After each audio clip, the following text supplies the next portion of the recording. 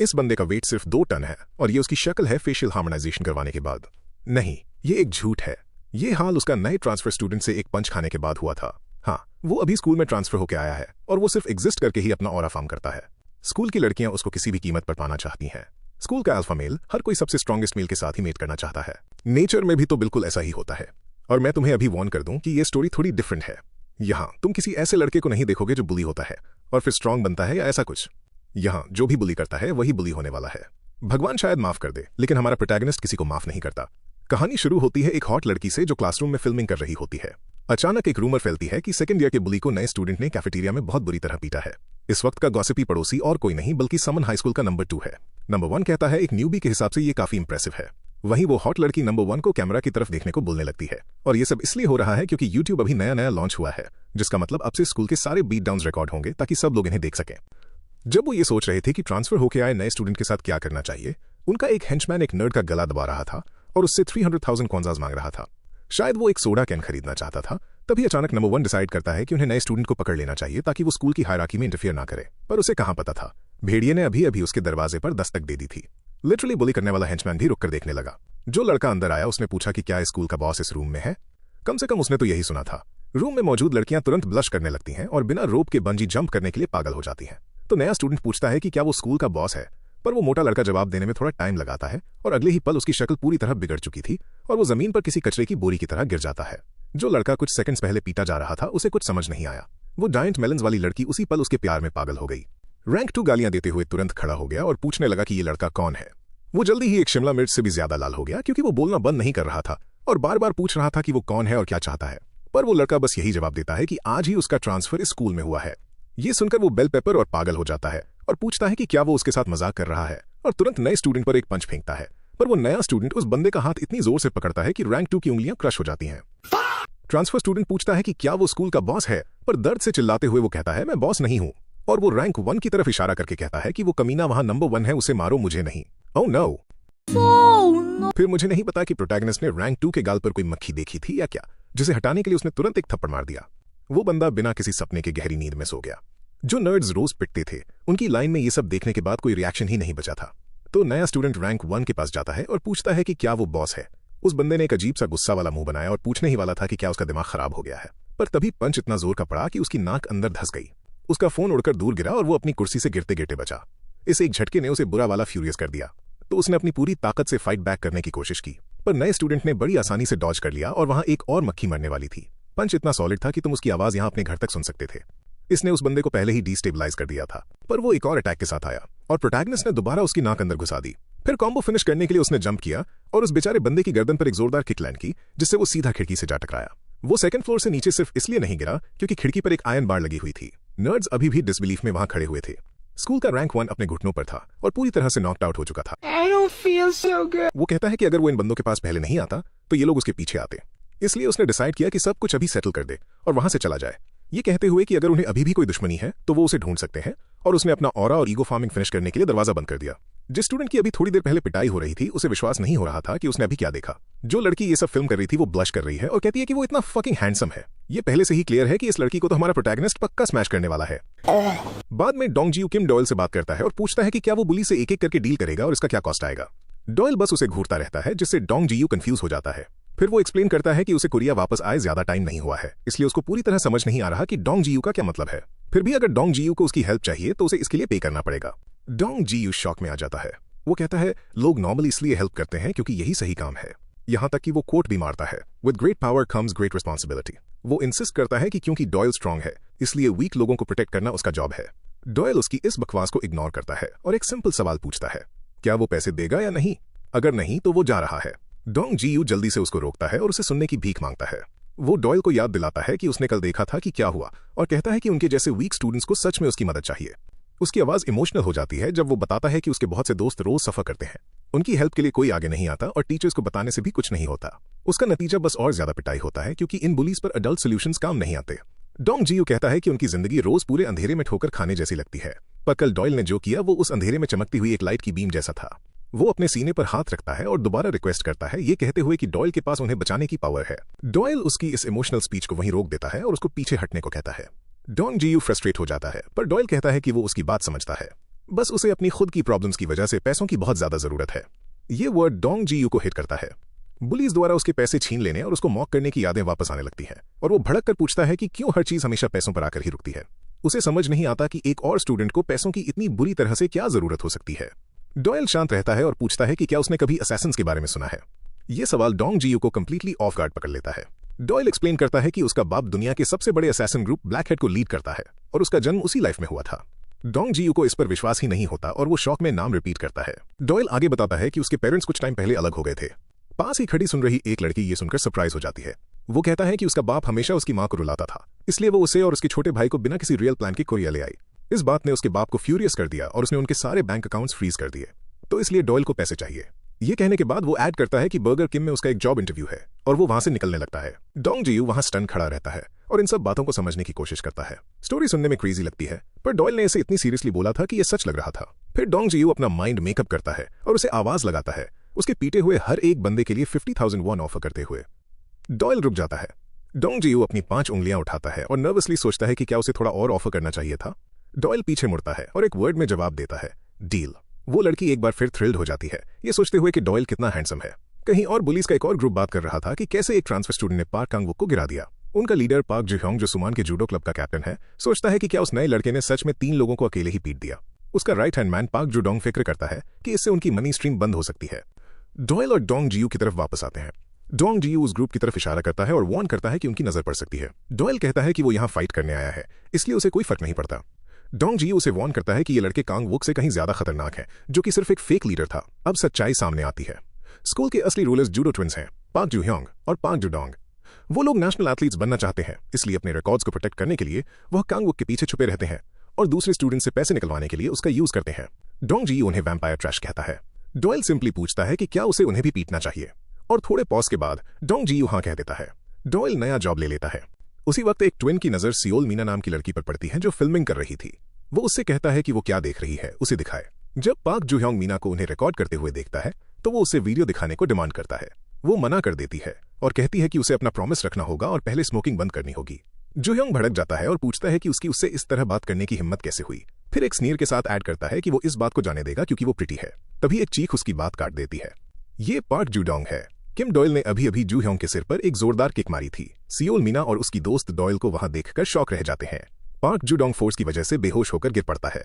जुह्योंग गुस्से में पूछता है कि उस पर किसने अटैक किया और क्यों। फिर अजीब तरीके से वो डॉयल पर चिल्लाता है कि उसकी इतना हैंडसम होने की हिम्मत कैसे हुई। जुह्योंग कंफ्यूजन में घूरता है। ये देखकर हैरान रह जाता है कि फाइट से ठीक पहले डॉयल कितना शांत दिख रहा है। जुह्योंग पागल हो गया जब डॉयल ने उनकी तरफ देखा तक नहीं। वो मुड़ा ये सोचते हुए कि शायद डॉयल ने बैकअप बुलाया है। फिर जम गया, कंफ्यूज होकर कि आखिर डॉयल किस चीज को घूर रहा था। डॉयल अचानक चिल्लाया, फेक, और उसके चेहरे पर एक क्लीन पंच जड़ दिया। वो हिट अनबिलीवेबली स्ट्रॉन्ग था, जिससे वो हवा में उड़ता हुआ दूर जा गिरा। ठीक तभी एक कैप्शन पॉपअप होता है जिसमें लिखा था, ये स्टोरी इस बारे में है कि कैसे डॉयल दुनिया का सबसे स्ट्रॉन्गेस्ट आदमी बना। पीटे हुए ट्विन के ऊपर इस तरह खड़े होकर जैसे वो उस जगह पर अपना क्लेम कर रहा हो, डॉयल ने उसके सिर पर एक और जोरदार स्ट्राइक दे मारी। मीना उसे इतना एडमायर करके बेहोश होने लगी। ये समझ नहीं पा रही थी कि एक ही इंसान एक ही टाइम पर इतना गुड लुकिंग और इतना कूल कैसे हो सकता है। तभी डॉयल को फोन पर एक अलर्ट मिला कि उसके मिशन के लिए 50,000 वन भेज दिए गए हैं। डोंग जी यू द्वारा बांटे गए फ्लायर्स की बदौलत डॉयल की जीत की खबर पूरे स्कूल में आग की तरह फैल गई। उन फ्लायर्स पर लिखा था, young Kim Doyle punishes the judo twins, जिन्होंने कैंपस में तहलका मचा दिया, और लड़कियों की भीड़ उसके लुक्स और स्ट्रेंथ पर गश करने लगी। इस चीज ने मीना को भड़का दिया और वो चिल्लाने लगी, ये पूछते हुए कि किस लड़की की हिम्मत हुई उसके फ्यूचर हस्बैंड की पिक्चर को घूरने की। अपने ही एक अजीब पिंक मूड में डूबी हुई उसने भीड़ को पुश करके क्लासरूम में एंट्री ली, जबकि बाकी लड़कियां डॉयल को लेकर ऑब्सेस्ड रहीं। फ्यूरियस होकर मीना सोचती है कि क्या सब पागल हो गए हैं, फिर चिल्लाती है, एवरीबॉडी स्टॉप। अभी भी गुस्से में उबलते हुए उसने उन्हें अभी के अभी फ्लायर्स हटाने का ऑर्डर दिया और गुस्से में आकर इंसल्ट्स भी फेंकने लगी। उसने उनके हाथों से फ्लायर्स फाड़ दिए और वार्न किया कि अगर उसने उन्हें दोबारा उसके हस्बैंड की फोटो को देखते हुए पकड़ा तो वो जिंदा नहीं बचेंगी। फिर वो एक और स्टूडेंट की तरफ घूमी और बुरी तरह से पूछने लगी कि क्या उसके पास भी फ्लायर है। लड़की ने नर्वसली कहा कि उसके पास बिल्कुल नहीं है। मीना रैंट करती रही कि किसी और औरत के हस्बैंड को देखने के लिए इन लड़कियों को मर जाना चाहिए। उसके फोन की रिंग ने उसे चुप करा दिया। जंग ह्युनवू की तरफ से आई बहुत सारी टेक्स्ट ने उसे उसकी कॉल उठाने को कहा और सुमिन हाई स्कूल के सभी लोगों को पीटने की थ्रेट दी। उसने स्क्रीन की तरफ घूर कर देखा और फिर चुपचाप अपनी पीठ के पीछे छुपे डॉयल के फ्लायर को जोर से पकड़ लिया। डोंग जी यू ने डॉयल को नेक्स्ट जॉब के बारे में ब्रीफ किया। इस बार टारगेट चियोंग इल्हाई का जंग ह्युनवू था। उसने बताया कि ह्युनवू एक बहुत बड़ा नाम था जिसे साउथ सोल का किंग माना जाता था। वो बाइक सी चियोल का एक फॉलोअर और 12 नेशंस का एक एग्जीक्यूटिव था, जिस वजह से वो एक सीरियसली खतरनाक दुश्मन था। डोंग जी यू ने डॉयल से कहा कि आज सिर्फ ह्युनवू पर फोकस करे और कभी उसको हल्का मत आंके। फिर उसने ह्युनवू की स्किल्स के बारे में बताया। वो 3 टाइम एमेचर बॉक्सिंग चैंपियन था, जिसकी बॉडी और इंस्टिंक्ट्स किसी भी नॉर्मल फाइटर से कहीं आगे थी। डोंग जियू के अकॉर्डिंग डॉयल ने जिन जूडो ट्विंस को पहले पीटा था, वो दोनों एक साथ मिलकर भी उसके खिलाफ नहीं टिक पाएंगे। डॉयल ने कोल्डली उसकी बात काट दी, ये कहते हुए कि उसने उन्हें तो वैसे भी पीट ही दिया था। डोंग जियू ने बात आगे बढ़ाई, उसे वार्न करते हुए कि इसे सीरियसली ले, क्योंकि ह्युनवू का सबसे खराब ट्रेट उसकी क्रूअल्टी है। एक बार ह्युनवू कोई टारगेट चुन लेता है तो वो उनका पीछा करता है और उन्हें इतनी बुरी तरह टॉर्चर करता है कि मौत उन्हें बेहतर लगने लगती है। डोंग जियू ने ऐड किया कि जब ह्युनवू सच में अपना आपा खोता है तो कोई प्रिडिक्ट नहीं कर सकता कि वो क्या करेगा, इसलिए उसने दूर से देखने का और अगर चीजें खराब होती हैं तो पुलिस को कॉल करने का प्लान बनाया। पर जब डोंग जियू बात जारी रखने के लिए पीछे मुड़ा तो डॉयल वहां से पहले ही जा चुका था। कहीं और जंग ह्युनवू मीना और उसकी दोस्त को कॉर्नर कर रहा था। उसने गुस्से में आकर मीना को ब्लेम किया, ये कहते हुए कि अगर उसने उसकी कॉल पिक कर ली होती तो उसके दोस्तों को चोट नहीं लगती। मीना ने बड़ी कोल्डनेस के साथ जवाब दिया कि वो उसके दोस्त नहीं थे। इसने पार्क कांग-वुक को स्टन कर दिया, जिसने पूछा कि क्या वो लोग क्लोज नहीं थे। मीना ने कहा कि वो तब तक ही था जब तक वो सुमीन पर रूल करता था, और अब जब नए ट्रांसफर स्टूडेंट ने उसकी जगह ले ली है तो अब कहने के लिए कुछ नहीं बचा। पार्क कांग-वुक बस उसे क्रूल ही बुला सका। ह्युनवू हंसा और बोला कि यही एग्जैक्ट वजह थी कि क्यों वो अपनी प्रिंसेस मीना को जाने नहीं दे सकता था। उसकी बातों ने मीना को ऑफ गार्ड पकड़ा और ह्युनवू उसके आगे बस 3 बार डेट पर चलने के लिए भीख मांगने लगा। जब मीना ने उसे इग्नोर किया तो वो थोड़ा और करीब आया, प्रॉमिस करते हुए कि वो उसे एक गुड टाइम शो करेगा। पर इससे पहले कि वो अपनी बात खत्म कर पाता, दूर से एक बॉटल उड़ती हुई उसकी तरफ आई, इतना अचानक कि ऐसा लगा जैसे ये कहीं हवा से आई हो। ह्युनवू ने मुश्किल से टाइम पर उसे डॉज किया। डॉयल ने स्टेप इन किया और कहा कि यह बहुत बुरा हुआ कि वो उसे एक ही थ्रो में खत्म नहीं कर पाया। मीना स्टन थी कि वो अचानक से कहां से आ गया। ह्युनवू अपने पैरों पर खड़ा हुआ और गुस्से से पूछने लगा कि डॉयल कौन था। डॉयल ने जवाब दिया कि वो वही बंदा है जो उसे बुरी तरह पीटने वाला है। मीना अंदर ही अंदर खुश हो गई, ये सोचते हुए कि क्या वो उसको बचाने के लिए आया था। डॉयल ने नोटिस किया कि मीना वहां दिख जाती थी जहां भी वो जाता था, और उसने सोचना शुरू किया कि ये सिर्फ किस्मत नहीं हो सकती। जिस तरह से वो उसकी तरफ देखती थी वो उसे अजीब लगता था और उसे लगने लगा कि शायद वो इंटेंशनली उस पर नजर रख रही है। उसने मीना को वार्न किया कि अगर उसने कुछ भी ट्राई करने की कोशिश की तो वो उसे जान से मार देगा। मीना ने उस हार्ड स्टेयर को एक इंटरेस्ट के रूप में लिया और सीक्रेटली चाहने लगी कि वो सच में उसको मार दे। उसी पल ह्युनवू जंप करके डॉयल पर उनके बीच घुसने के लिए चिल्लाने लगा। फिर जंग ह्युनवू पूरी तरह फट पड़ा, ये पूछते हुए कि डॉयल की मीना को टच करने की हिम्मत कैसे हुई। वो टॉप स्पीड में अपने ट्रेडमार्क मूव के साथ चार्ज करता हुआ आगे बढ़ा, एक अचानक स्ट्रेट पंच मारते हुए, एक ऐसी चीज जिसे पार्क कांग-वुक ने तुरंत पहचान लिया। डोंग जियू ह्युनवू की स्पीड देखकर शॉक में था और चिल्लाया, ये डेंजरस है किम डॉयल। पर पंच लैंड होने से ठीक पहले ह्युनवू रुका और उसे फील हुआ कि कोई अजीब सा लिक्विड उसके फेस पर गिरा है। डिस्गस्ट होते हुए उसने सोचा कि क्या डॉयल ने किसी तरह का केमिकल यूज किया है। वो स्प्लिट सेकंड ही डॉयल के लिए उस पर एक हैवी किक लैंड करने के लिए काफी था। एकदम काम रहकर डॉयल ने एक्सप्लेन किया कि जब लोग उस पर ऐसे रश करते हैं तो वो स्टार्टल हो जाता है, और जब वो बहुत ज्यादा स्टार्टल हो जाता है तो बिना चाहते हुए भी उसके मुंह से थूक निकल जाता है।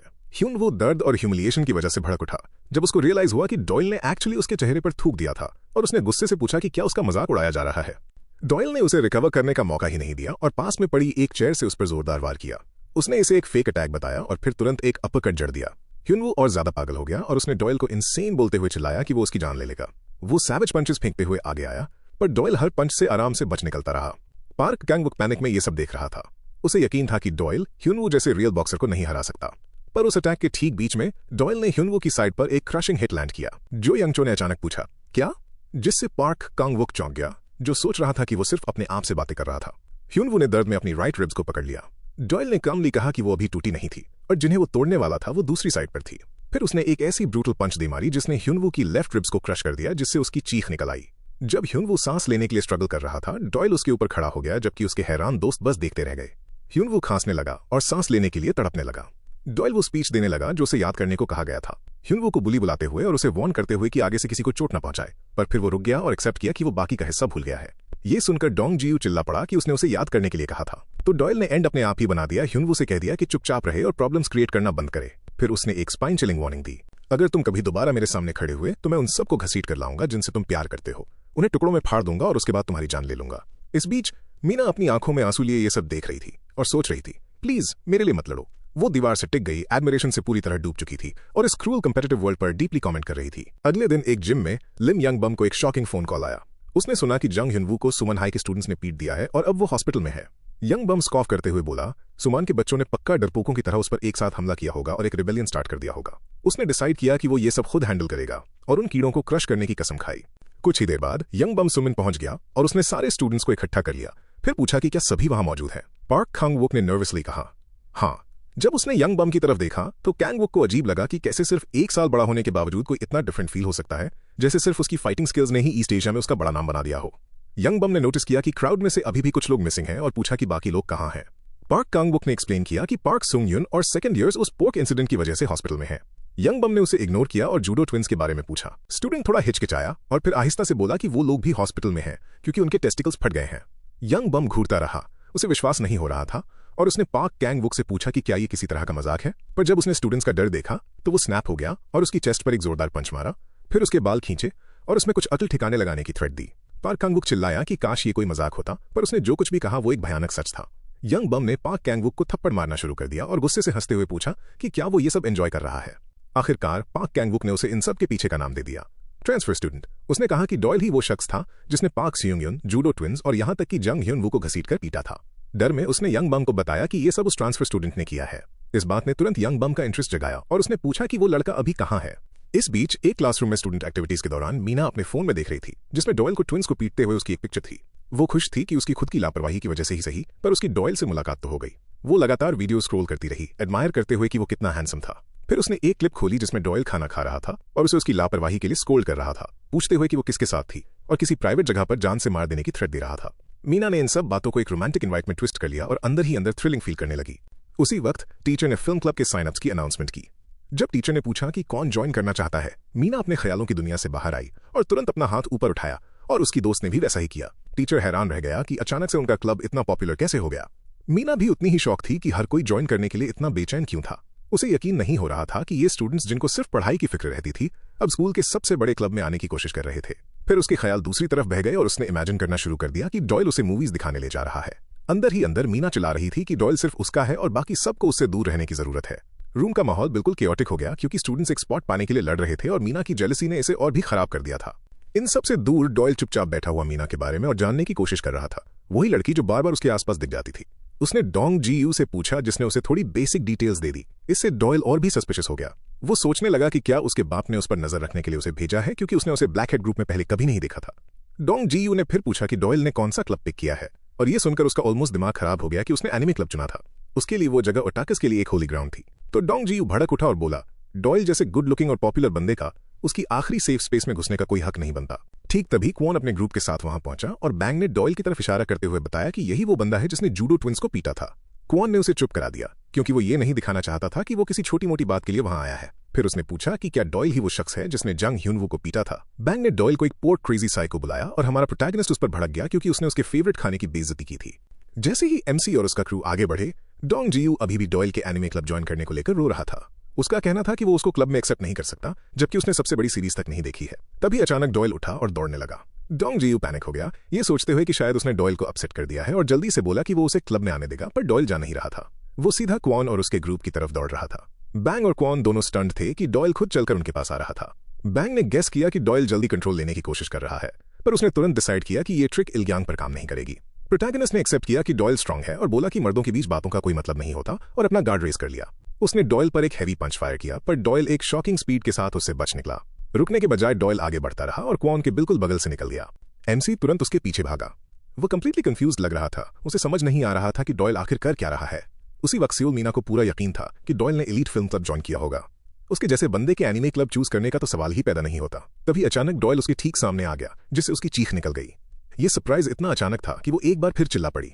डॉयल ने डायरेक्टली डिमांड किया और पूछा कि वो आखिर है कौन और उसके पीछे क्यों पड़ी है। फिर उसने पूछा कि क्या उसके बाप ने उस पर नजर रखने के लिए उसे भेजा है। मीना ने इस बात को पूरी तरह गलत समझ लिया और किसी तरह इसे एक साथ फैमिली स्टार्ट करने की बात मान बैठी। दूसरी तरफ क्वॉन गुस्से से पागल हो रहा था कि डॉयल ने उसके अटैक को इग्नोर किया और वहां से भाग निकला। डॉयल ने कोल्डली मीना से कहा कि वो उसके बाप को बता दे कि वो कभी वापस नहीं जाएगा। ठीक तभी क्वॉन डॉयल को कीड़ा बुलाते हुए चार्ज करता हुआ आया। हमारे प्रोटैगनिस्ट ने सीधा उसके सिर पर एक जोरदार किक स्विंग की। डोंग जी यू ने डॉयल का नाम चिल्लाया, उसे वार्न करने की कोशिश की। डॉयल ने मीना को पकड़ा और जमीन के करीब झुककर उसके साथ स्पिन किया, एक स्मूथ मूव में उस किक को डॉज करते हुए। मीना इन सब में फंसकर अजीब तरीके से खुश लग रही थी। क्वॉन ने डॉयल पर चिल्लाया कि डॉज करना बंद करे और बस मर जाए।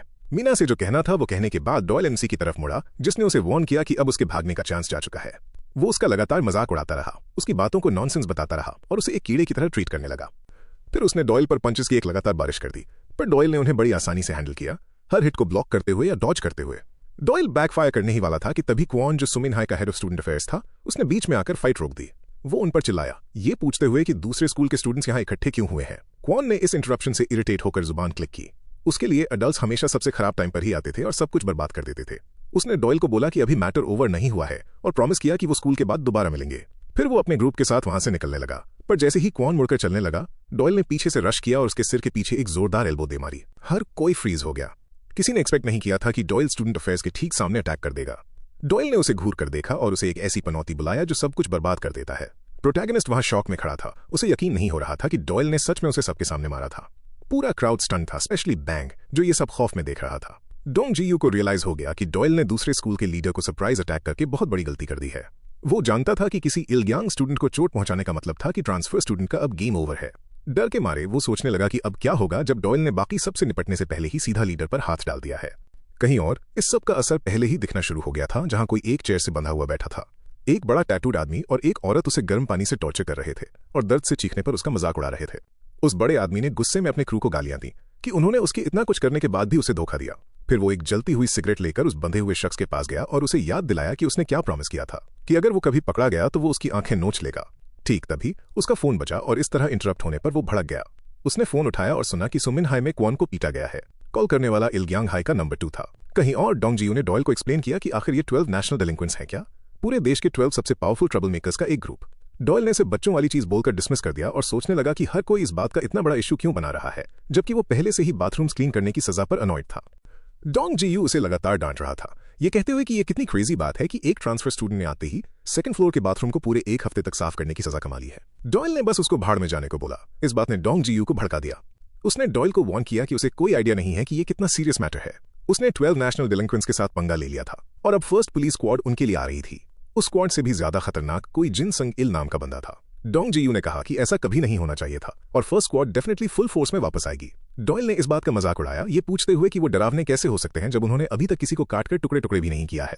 फिर उसने डोंग जी यू को याद दिलाया कि ये सब उस जॉब की वजह से शुरू हुआ जो डोंग जी यू ने उसे दी थी और अब ये सब बस एक सिर दर्द बन चुका था। डॉयल ने कहा कि वो इन सब से पक चुका है और इसके बजाय एक पार्ट टाइम जॉब करना पसंद करेगा। डोंग जी यू ने उसका माइंड चेंज करने की कोशिश की, ये कहते हुए कि यहाँ की पे किसी भी और जगह से बेहतर थी और इसके साथ सेवरेंस भी मिलता था। डॉयल ने उसे फिर से वहां से निकल जाने को कहा। डोंग जी यू स्टन रह गया कि उसकी इतनी फिक्र करने के बाद भी डॉयल ने उससे इस तरह बात की। एंड में वो फ्रस्ट्रेट होकर वहां से चला गया। जैसे ही वो सड़क पर आगे बढ़ा, एक बड़े लड़के ने उसे रोका, उसके सिर पर एक थप्पड़ मारा और हेलो ना बोलने के लिए उसे डांटा। जब डोंग जी यू ने गुस्से से उसे घूरा तो उस आदमी ने उसका मजाक उड़ाया और उसे जान से मारने की थ्रेट दी। पर डोंग जी यू को अपने दिमाग में पता था कि अगर किसी ने भी लिमिट क्रॉस की तो डॉयल आकर उससे निपट लेगा, इसलिए उसने तुरंत अपनी टोन स्विच की, हंसते हुए बात टाल दी और बोला कि वो बस अपने एक दोस्त के साथ मजाक कर रहा था। डोंग जी यू आगे बढ़ता रहा, पिछले कुछ पीसफुल दिनों के बारे में सोचते हुए। स्टूडेंट्स सच में अपनी लाइफ एंजॉय कर रहे थे, यहां तक कि जमाने बाद पहली बार एक साथ स्नैक शॉप पर जाने की प्लानिंग भी कर रहे थे। वो लोग बिना पिन्स वाली चेयर्स और बिना डर के जिम क्लोथ्स पहनने के बारे में बात करते थे। पर डोंग जी यू जानता था कि वो शांति अब खत्म हो चुकी है और रियलिटी वापस आ चुकी है। तभी अचानक किसी ने उसके कंधे पर हाथ रखा और पूछा कि क्या वो उस लड़के को जानता है जो थोड़ी देर पहले गेट पर देखा गया था। डोंग जी यू डर के मारे अकड़ गया, जबकि उसके बगल में खड़ा आदमी ऐसे मुस्कुरा रहा था जैसे ये सब एक मजाक हो। बुली अभी भी गुस्से में था, उसकी गर्दन में दर्द हो रहा था जब वो सोच रहा था कि डॉयल कहां चला गया और इस बात ने उसका गुस्सा और बढ़ा दिया। बाद में उन्होंने डोंग जी यू को जमीन पर गिरा लिया, उसे घेर लिया और वो बुरी तरह कांप रहा था, कसम खाते हुए कि उसे सच में नहीं पता कि डॉयल कहां है।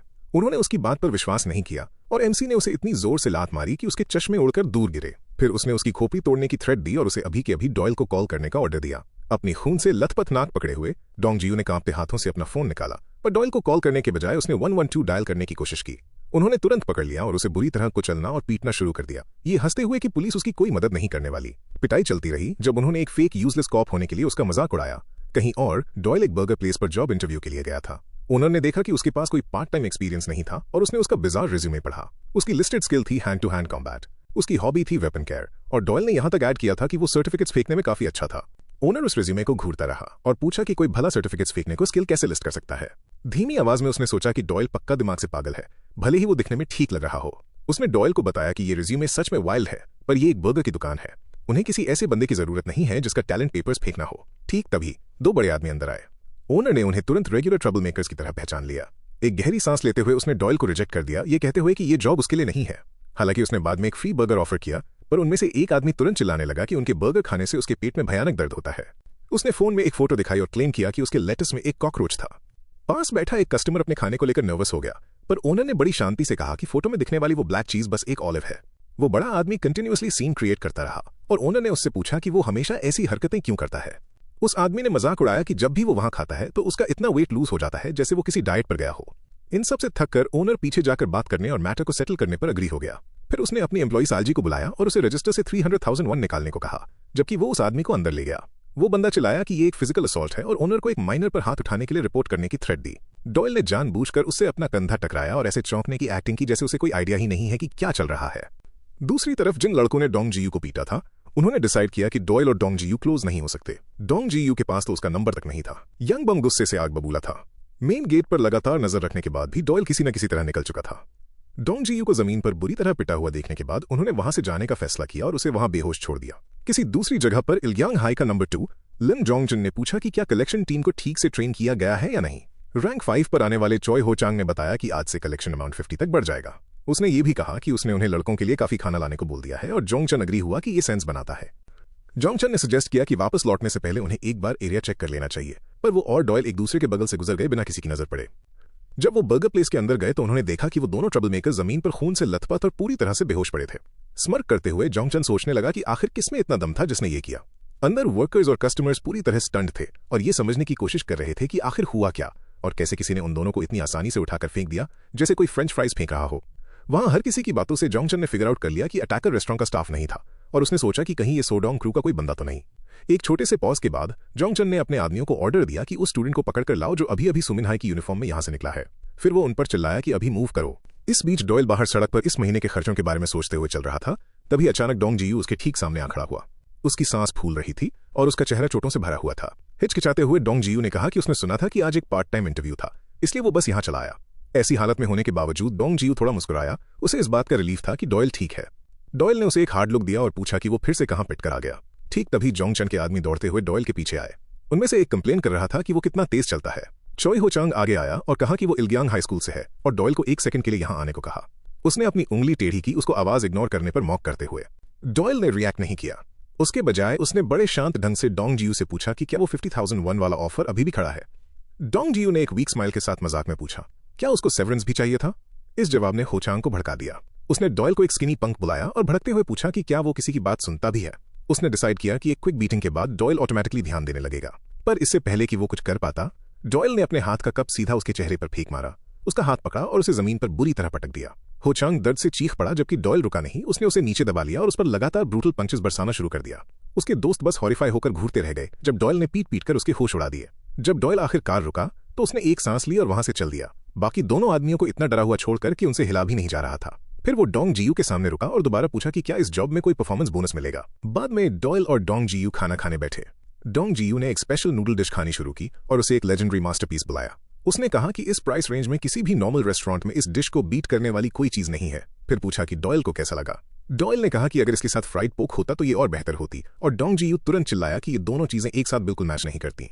डॉयल ने उस बात को इग्नोर किया और सीधे बिजनेस पर वापस आते हुए पूछा कि आखिर परफॉर्मेंस बोनस कितना होगा।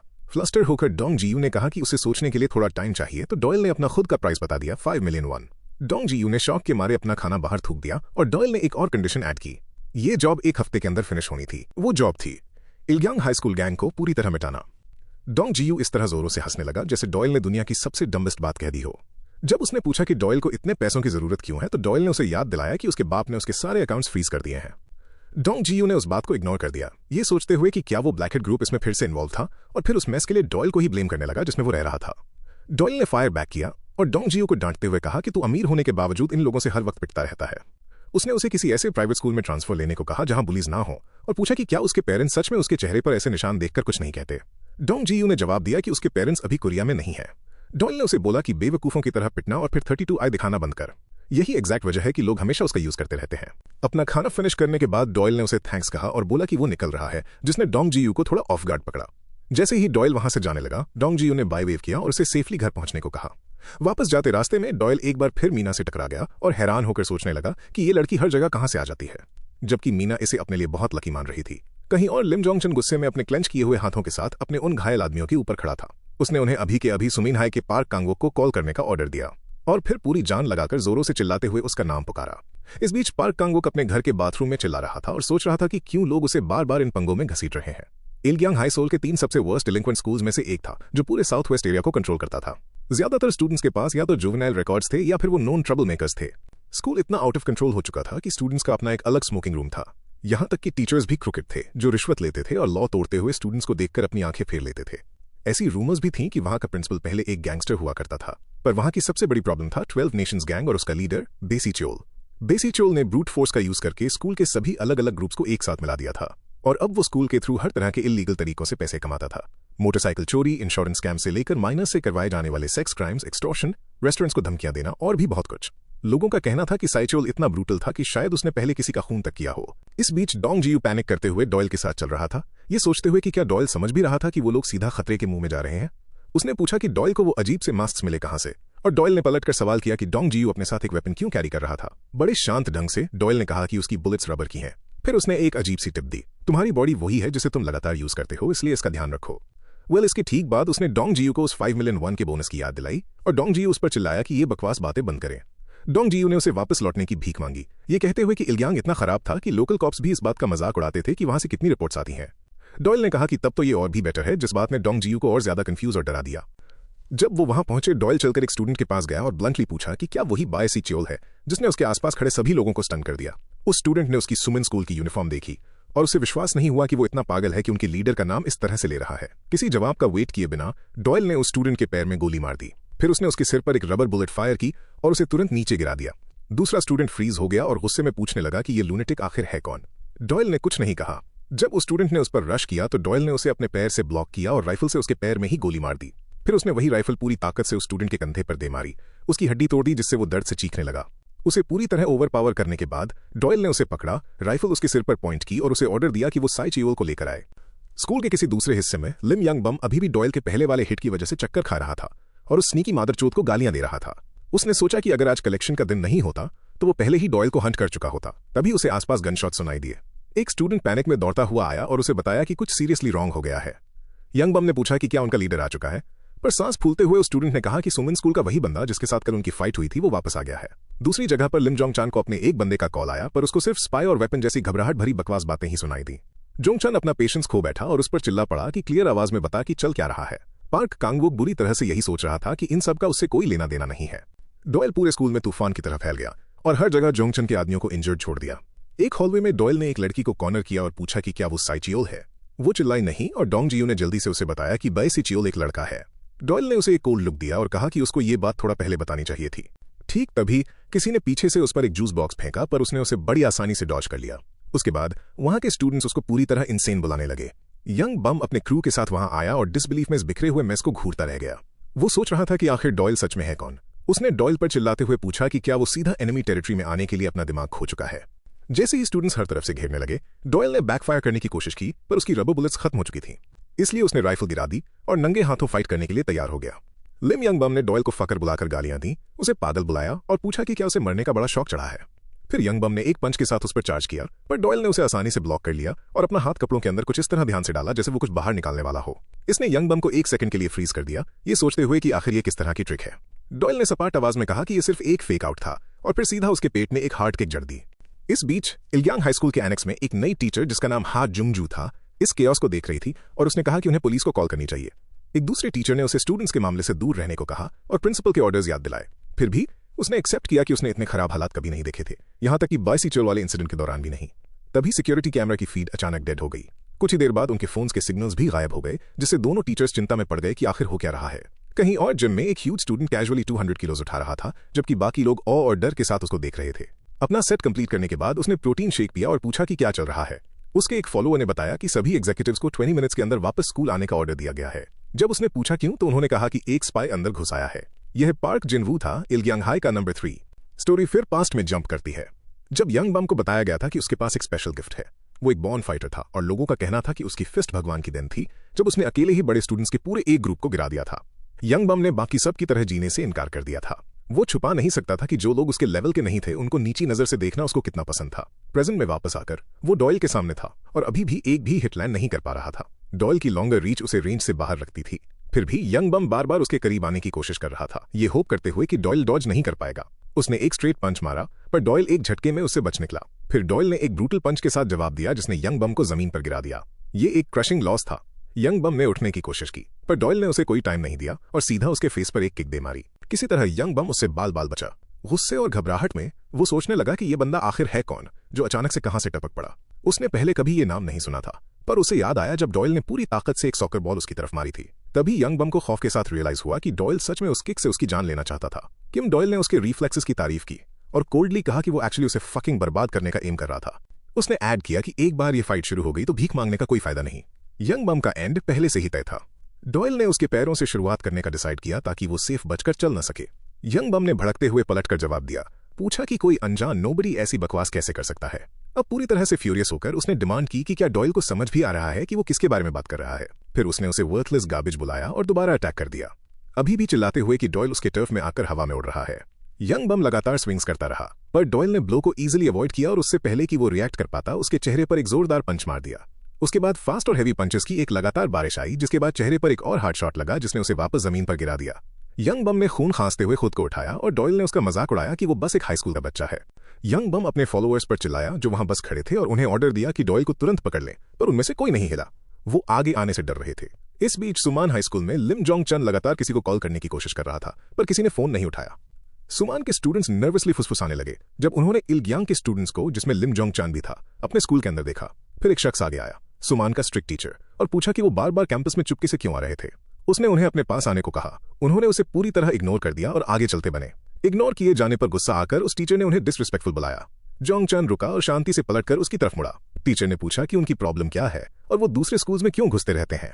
बिना किसी वार्निंग के जोंग चन ने एक चाकू निकाला और उस टीचर के पेट में घोंप दिया। फिर उसने उसे घूर कर देखा और वार्न किया कि एक टीचर जैसी अकड़ दिखाने से पहले उसे पता होना चाहिए कि वो किसके साथ डील कर रहा है। टीचर डर से फ्रीज हो गया, बोल नहीं पाया। जो कुछ भी हुआ उससे पूरी तरह शॉक्ड और टेरिफाइड था। फिर जोंग चन ने उसे जमीन पर धक्का दे दिया और सार्कास्टिकली पूछा कि क्या वो मरना चाहता है। जोंग चन शांति से अपने एक आदमी के पास चलकर गया और उस ब्लडी चाकू को उसके हाथ में ऐसे रख दिया जैसे कुछ हुआ ही ना हो, जबकि वो टीचर स्टंट साइलेंस में खून से लथपथ पड़ा था। फिर जोंग चन ने अपने एक आदमी को कन्फ्रंट किया और उस पर टीचर को स्टैब करने का इल्जाम लगाया। उसने उन्हें ऑर्डर दिया कि हर स्टूडेंट का फोन ले लो, उन सबकी तलाशी लो और फिर सदर्न पुलिस स्टेशन में टीम लीडर पाक चोंग सिक के हवाले कर दो। कोल्डली उसने कहा कि सजा 2 साल और 6 महीने से ज्यादा नहीं होगी, और डर के मारे उन्होंने उसकी बात मान ली। फिर जोंग चन और उसके आदमी डॉयल के पास वापस निकल पड़े।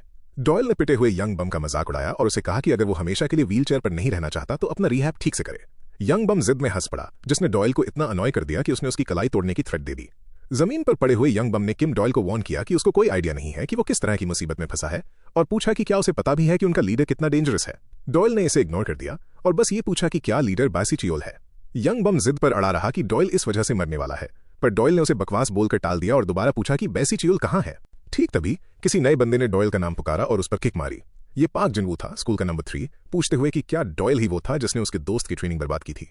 डोंग जी यू खौफ के साथ देख रहा था। बेशक डॉयल के सर पर एक डेडली किक लगी थी, पर डॉयल ने उसे अपने हाथ से ब्लॉक कर लिया था। फिर उसने इस नए बंदे से वही चीज पूछी, क्या तुम बैसी चियोल हो? जिनवू ने हाँ कहा और डोंग जी यू तुरंत चिल्ला पड़ा कि वो साफ झूठ बोल रहा है। स्टोरी एक बारिश वाली रात में बुसान की तरफ कट होती है। 3 आदमी खून से लथपथ और टॉर्चर के निशानों के साथ उल्टे लटके हुए थे। उनमें से एक कोंगचा था, नेशनल यूनियन ग्रुप का नंबर 4। किसी ने उनके लीडर को फोन पकड़ाया और लाइन पर एक आवाज ने पूछा कि ये किसने किया। जवाब था किम डॉयल। वो कॉलर बैसी चियोल था, 12 नेशंस का लीडर। स्कूल की तरफ वापस आते हैं। डॉयल ने क्लीनिंग सप्लाईज पकड़ी और जिनवू की आंखों में ग्लास क्लीनर स्प्रे करके उस पर अटैक कर दिया। जिनवू ने जोर से स्विंग किया, पर डॉयल ने आसानी से डॉज किया और एक क्लीनिंग रैग उसके चेहरे पर दे मारा। जिनवू के आदमी शॉक में घूरते रह गए। उन्हें यकीन नहीं हो रहा था कि कोई उनके पावर हाउस लीडर को जैनिटर के टूल से पीट रहा था। जिनवू चिल्लाया कि डॉयल एक कावर्ड है जो इतनी डर्टी फाइट कर रहा है। डॉयल ने जिनवू का एक और ह्यूज पंच डॉज किया और वो पंच एक मेटल लॉकर को तोड़ते हुए अंदर घुस गया। जिनवू ने उसकी तुलना एक ऐसी मक्खी से की जो एक जगह टिकती नहीं। फिर भी उसको पूरा यकीन था कि एक सॉलिड हिट डॉयल का किस्सा खत्म कर देगी। जैसे जैसे फाइट आगे बढ़ी, पाक जिनवू समझने की कोशिश कर रहा था कि डॉयल आखिर कौन सा अजीब सा वेपन उसके खिलाफ यूज कर रहा है। स्ट्रेंजर के इस मैसी स्टाइल ने जिनवू को और ज्यादा पागल कर दिया। उसने डॉयल को एक फकिंग मस्कीटो बुलाकर गाली दी और उसको क्रश करके मार डालने की कसम खाई। डॉयल ने एक चेयर को शील्ड की तरह पकड़ा और दोबारा जिनवू के चेहरे पर क्लीनर स्प्रे कर दिया। जिनवू चीखा जब वो क्लीनर उसकी नाक में जलने लगा। डॉयल ने इस ओपनिंग का फायदा उठाया और उसके सर पर जोरदार हिट की। फ्यूरियस होकर जिनवू ने उसे कायरों का राजा बुलाया और कसम खाई कि वो उसे कभी माफ नहीं करेगा। उसने अपनी बॉडी बनाने के लिए जितना भी प्रोटीन यूज किया था उसके बारे में शेखी बघारी, ये कहते हुए कि ऐसी चीप ट्रिक उसे नीचे नहीं गिरा पाएगी, और डिमांड की कि क्या डॉयल को लगता है कि वो कोई आसान शिकार है। डॉयल ने जवाब देने के बजाय अपनी शर्ट जिनवू के चेहरे पर फेंककर उसे डिस्ट्रैक्ट किया, फिर एक किक से उसके चेहरे पर ब्लास्ट कर दिया। जिनवू जमीन पर गिर पड़ा। भयानक दर्द होने के बावजूद उसने उठने की कोशिश की और डॉयल को गालियां देता रहा। फिर उसने ऊपर देखा और डॉयल को सीधा उसकी तरफ चार्ज करते हुए देखा। डॉयल ने जिनवू के चेहरे पर एक और शर्ट फेंकी और उसे बिना किसी रहम के बुरी तरह पीट दिया। जिनवू के फॉलोअर्स बस खड़े देख सकते थे, पूरी तरह शॉक्ड और डरे हुए। जब फाइट खत्म हुई, डॉयल वहां शांति से खड़ा रहा और बोला एक्ट 1 खत्म हुआ, जिससे जिनवू के आदमी कंफ्यूज हो गए। फिर वो उनके पास गया और बोला कि उन्होंने बैसी चियोल को पकड़ लिया है। जिनवू के फॉलोअर्स खौफजदा थे। उन्होंने अपने लीडर को कभी किसी कैप्टन के आगे इतना हेल्पलेस नहीं देखा था। इस बीच डोंग जियू लगातार चिल्ला रहा था कि जमीन पर गिरा हुआ आदमी बेसी चियोल नहीं था, जबकि डॉयल डोंग जियू से कैश में 500,000 वॉन की डिमांड कर रहा था और किसी भी बैंक ट्रांसफर के लिए मना कर दिया। डोंग जियू की प्रोटेस्ट को इग्नोर करते हुए डॉयल ने कहा कि जिनवू ने 22 चियोल होने का दावा किया था, इसलिए पैसे तो बनते हैं। फिर उसने अपना वेपन उठाया और वहां से निकल गया।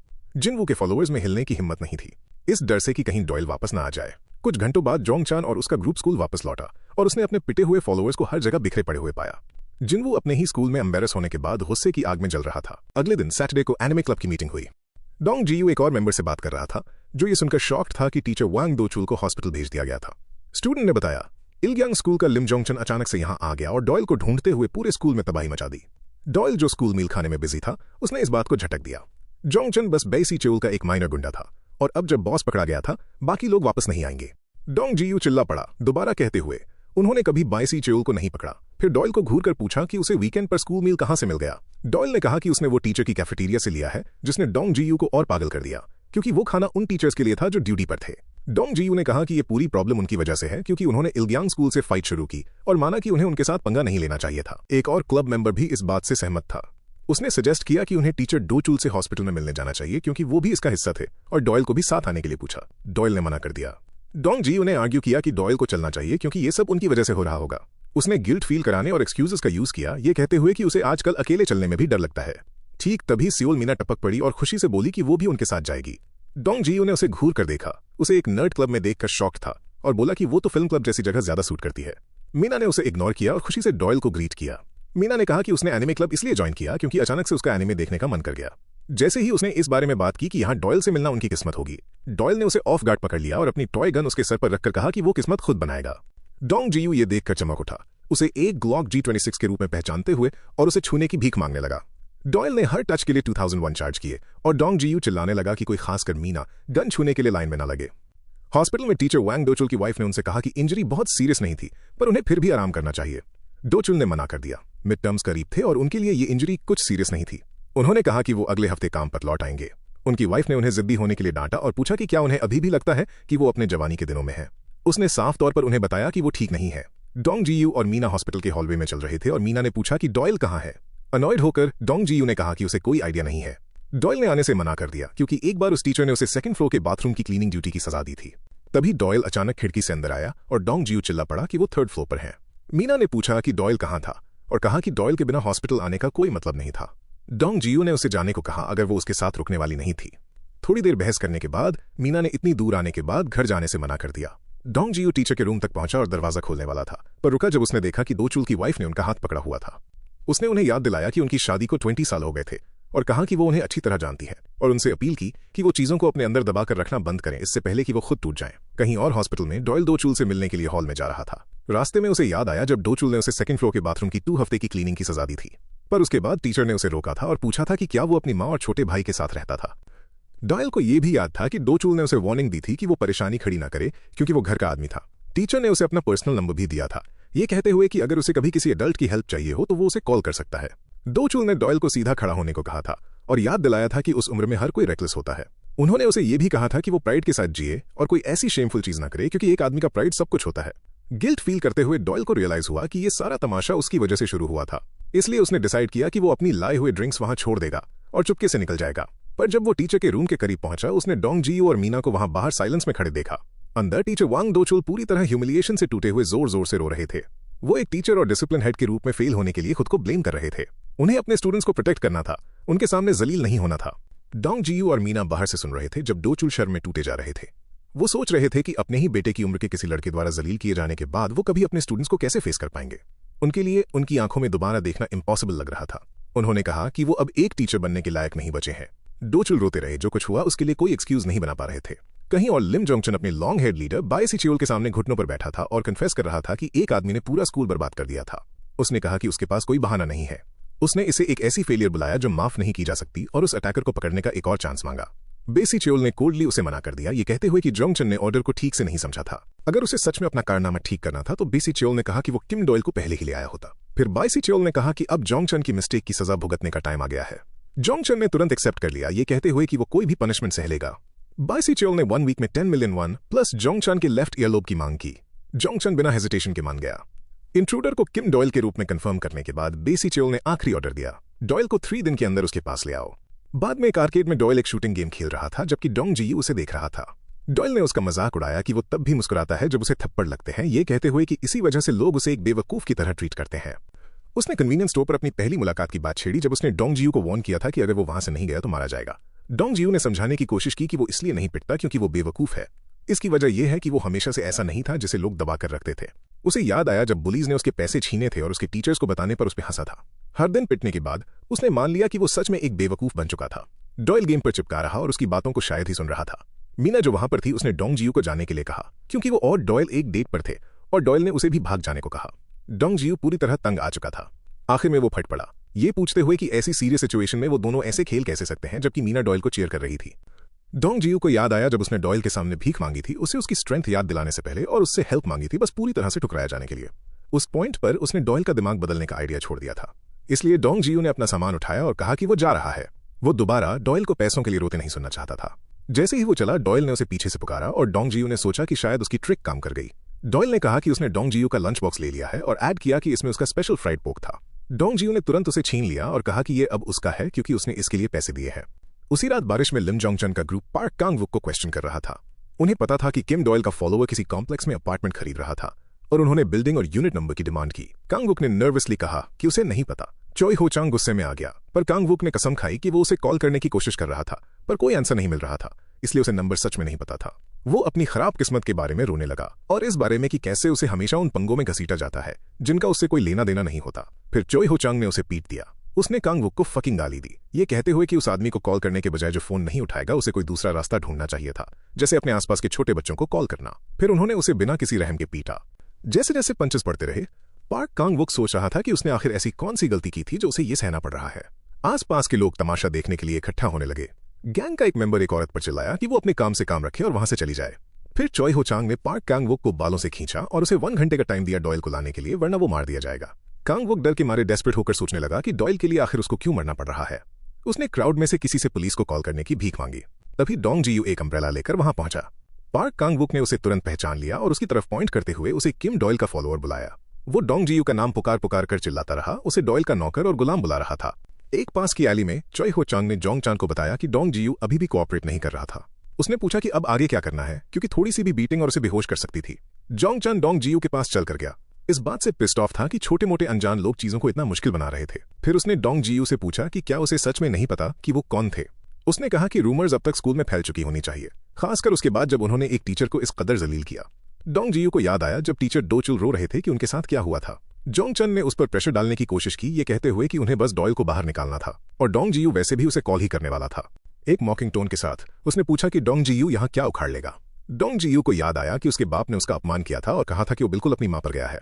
जोंग चन ने उसे एक डील ऑफर की, कॉल करो, डॉयल को उनके हाइड आउट पर आने को कहो और वो जिंदा बच जाएगा। पर डोंग जीयू खून से लथपथ और पिटे हुए शांति से बोला कि वो कोई बेवकूफ नहीं था। फिर उसने अपना सर उठाया और उन्हें घूरते हुए कहा कि वो उनके जैसा इडियट नहीं था। पार्क कांग वुक ये सुनकर शॉक्ड था और बाकी लोग सोच रहे कि क्या उन्होंने डोंग जीयू को थोड़ा ज्यादा ही पीट दिया था। अचानक लिम जोंग चन हंसने लगा। फिर उसने डोंग जीयू के चेहरे पर एक जोरदार घाव मार दिया। डोंग जीयू दर्द में चीखा। जोंग चन ने उसका चेहरा पकड़ा और उसे फकिंग चुप रहने को कहा। उसने स्नीर किया, पूछते हुए कि क्या डोंग जीयू को लगता था कि वो उसके बराबर थे सिर्फ इसलिए क्योंकि उसने उसके आगे जुबान लड़ाई थी। जोंग चन ने उसे इंसल्ट करना जारी रखा, उसे वर्थलेस ट्रैश बुलाया और कहा कि अगर उसे घुटनों पर बैठने को कहा जाए तो वो तुरंत वैसे ही करेगा। जोंग चन ने डोंग जीयू को कॉलर से खींचा और उसे पीटने के बाद हीरो बनने की एक्टिंग न करने को कहा, ये कहते हुए कि उसे वो सिर्फ स्टूपिड लग रहा था। डोंग जीयू उन सारे दिनों के बारे में सोचने लगा जब उसे दूसरे लोगों की बुलिंग झेलनी पड़ती थी।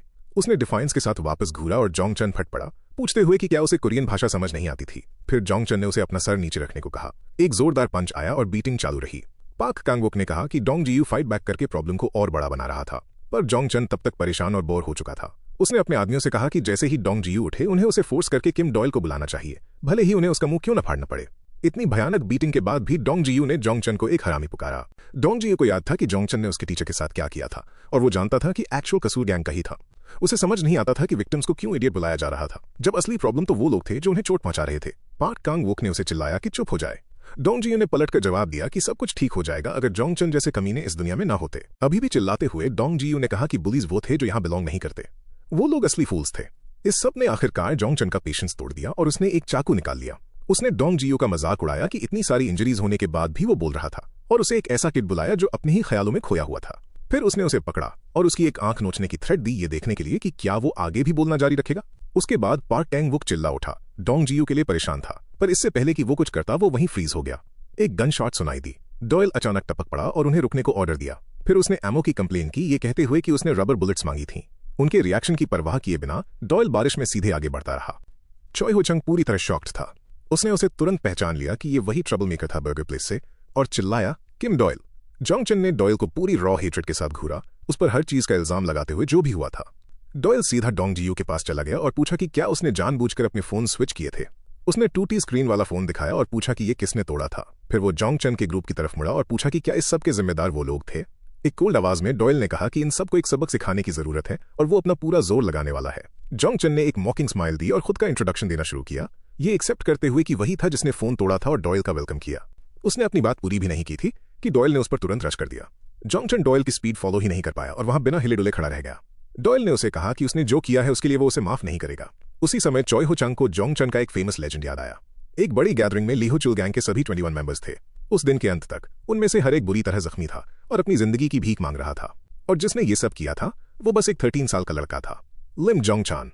चॉय हो चंग को यकीन नहीं हो रहा था कि इतने छोटे लड़के ने अपने से दोगुने साइज के बंदों को पीट दिया था, खासकर एक ऐसी विशेष गैंग को जिससे पुलिस भी डील नहीं करना चाहती थी। उस इंसिडेंट के बाद लिम जोंग चन का नाम पूरे साउथ सोल में फैल गया था। लोग उसे द गोस्ट बुलाने लगे थे, और आज वही गोस्ट डॉयल के हाथों बुरी तरह क्रश हो रहा था बिना एक भी हिट लैंड किए। कांपते हुए जोंग चन सोच रहा था कि डॉयल ने उसके साथ क्या किया है और पूछा कि क्या उसे कोई ड्रग दिया गया है, क्योंकि इन सब का कोई सेंस नहीं बन रहा था।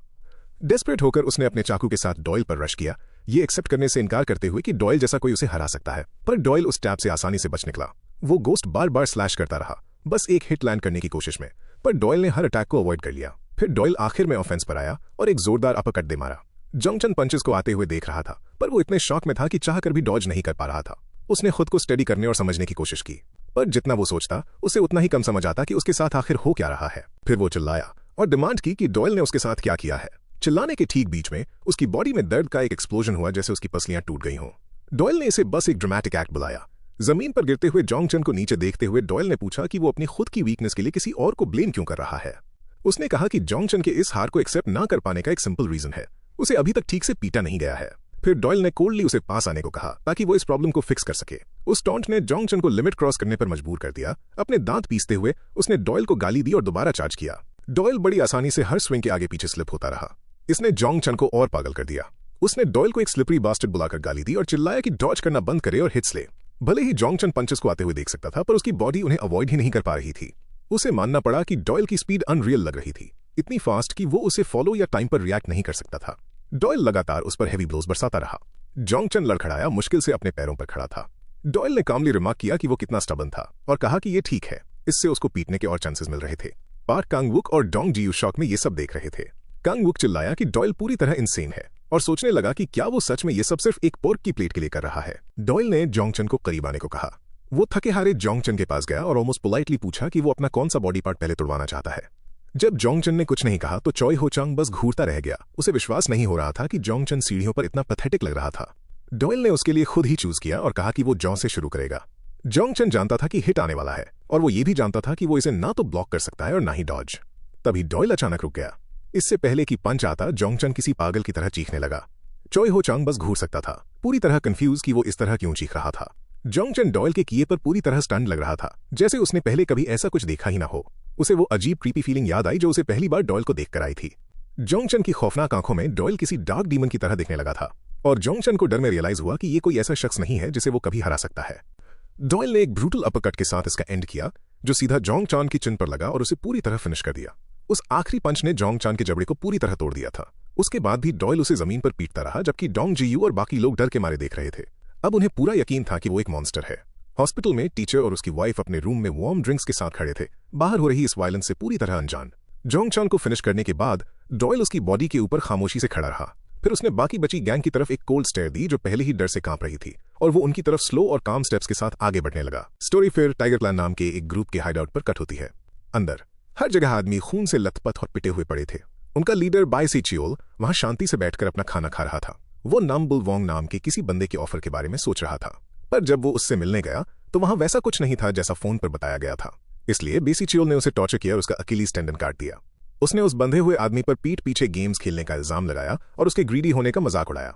वो आदमी दर्द से तड़प उठा जब बायसी चियोल ने अपनी चॉपस्टिक से उसके घाव पर जैब किया। फिर बायसी चियोल ने उसे बुसान में अपना बिजनेस खत्म करने और उन्हें ज्वाइन करने के लिए 2 दिन का टाइम दिया।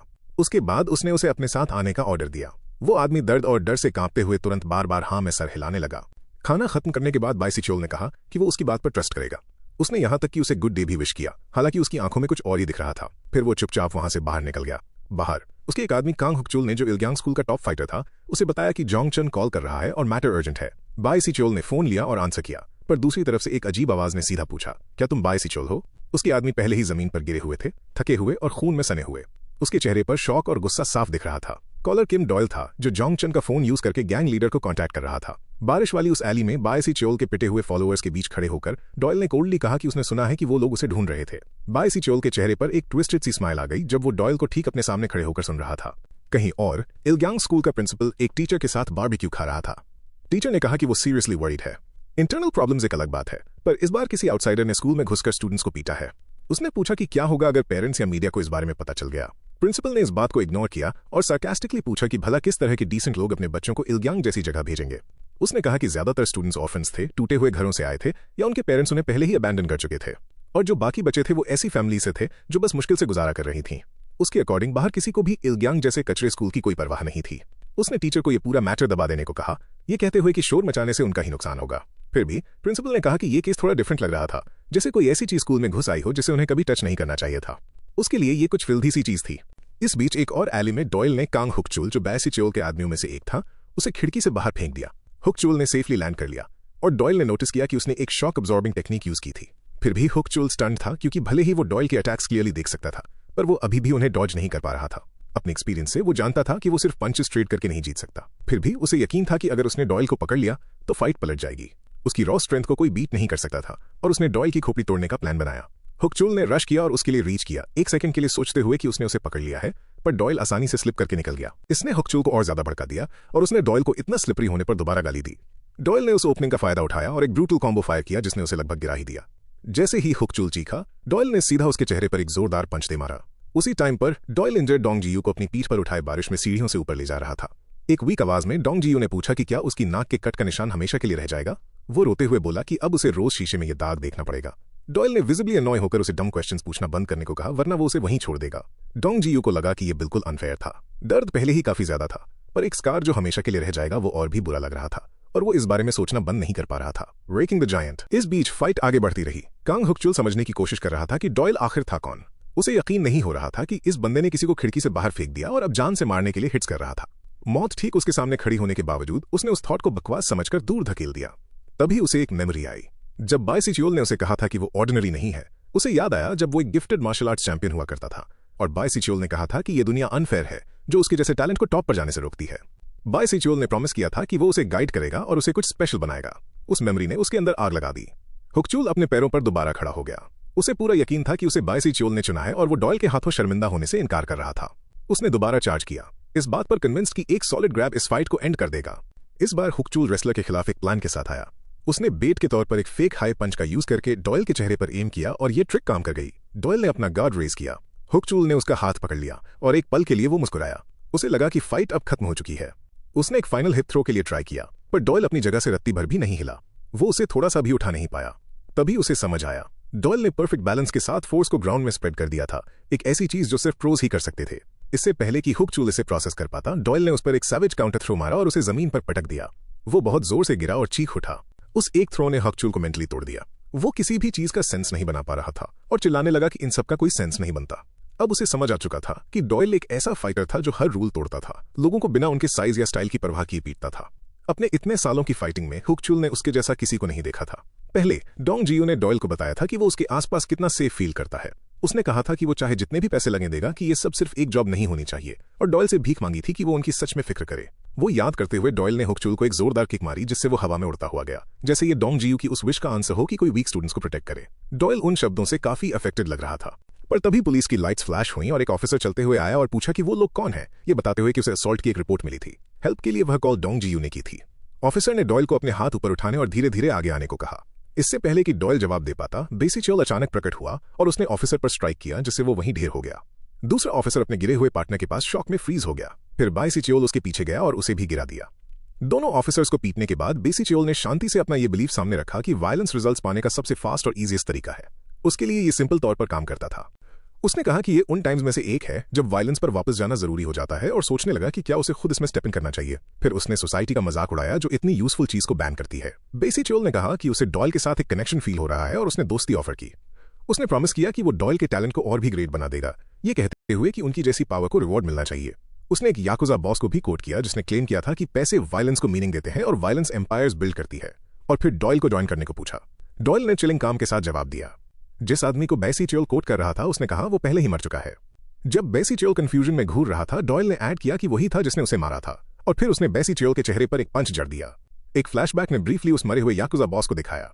कहीं और इलग्यांग स्कूल का प्रिंसिपल लिम चोंगसुक अभी भी टीचर के साथ बात कर रहा था। टीचर ने पूछा कि आखिर वो कौन सी गंदी चीज थी जो स्कूल में घुस आई थी।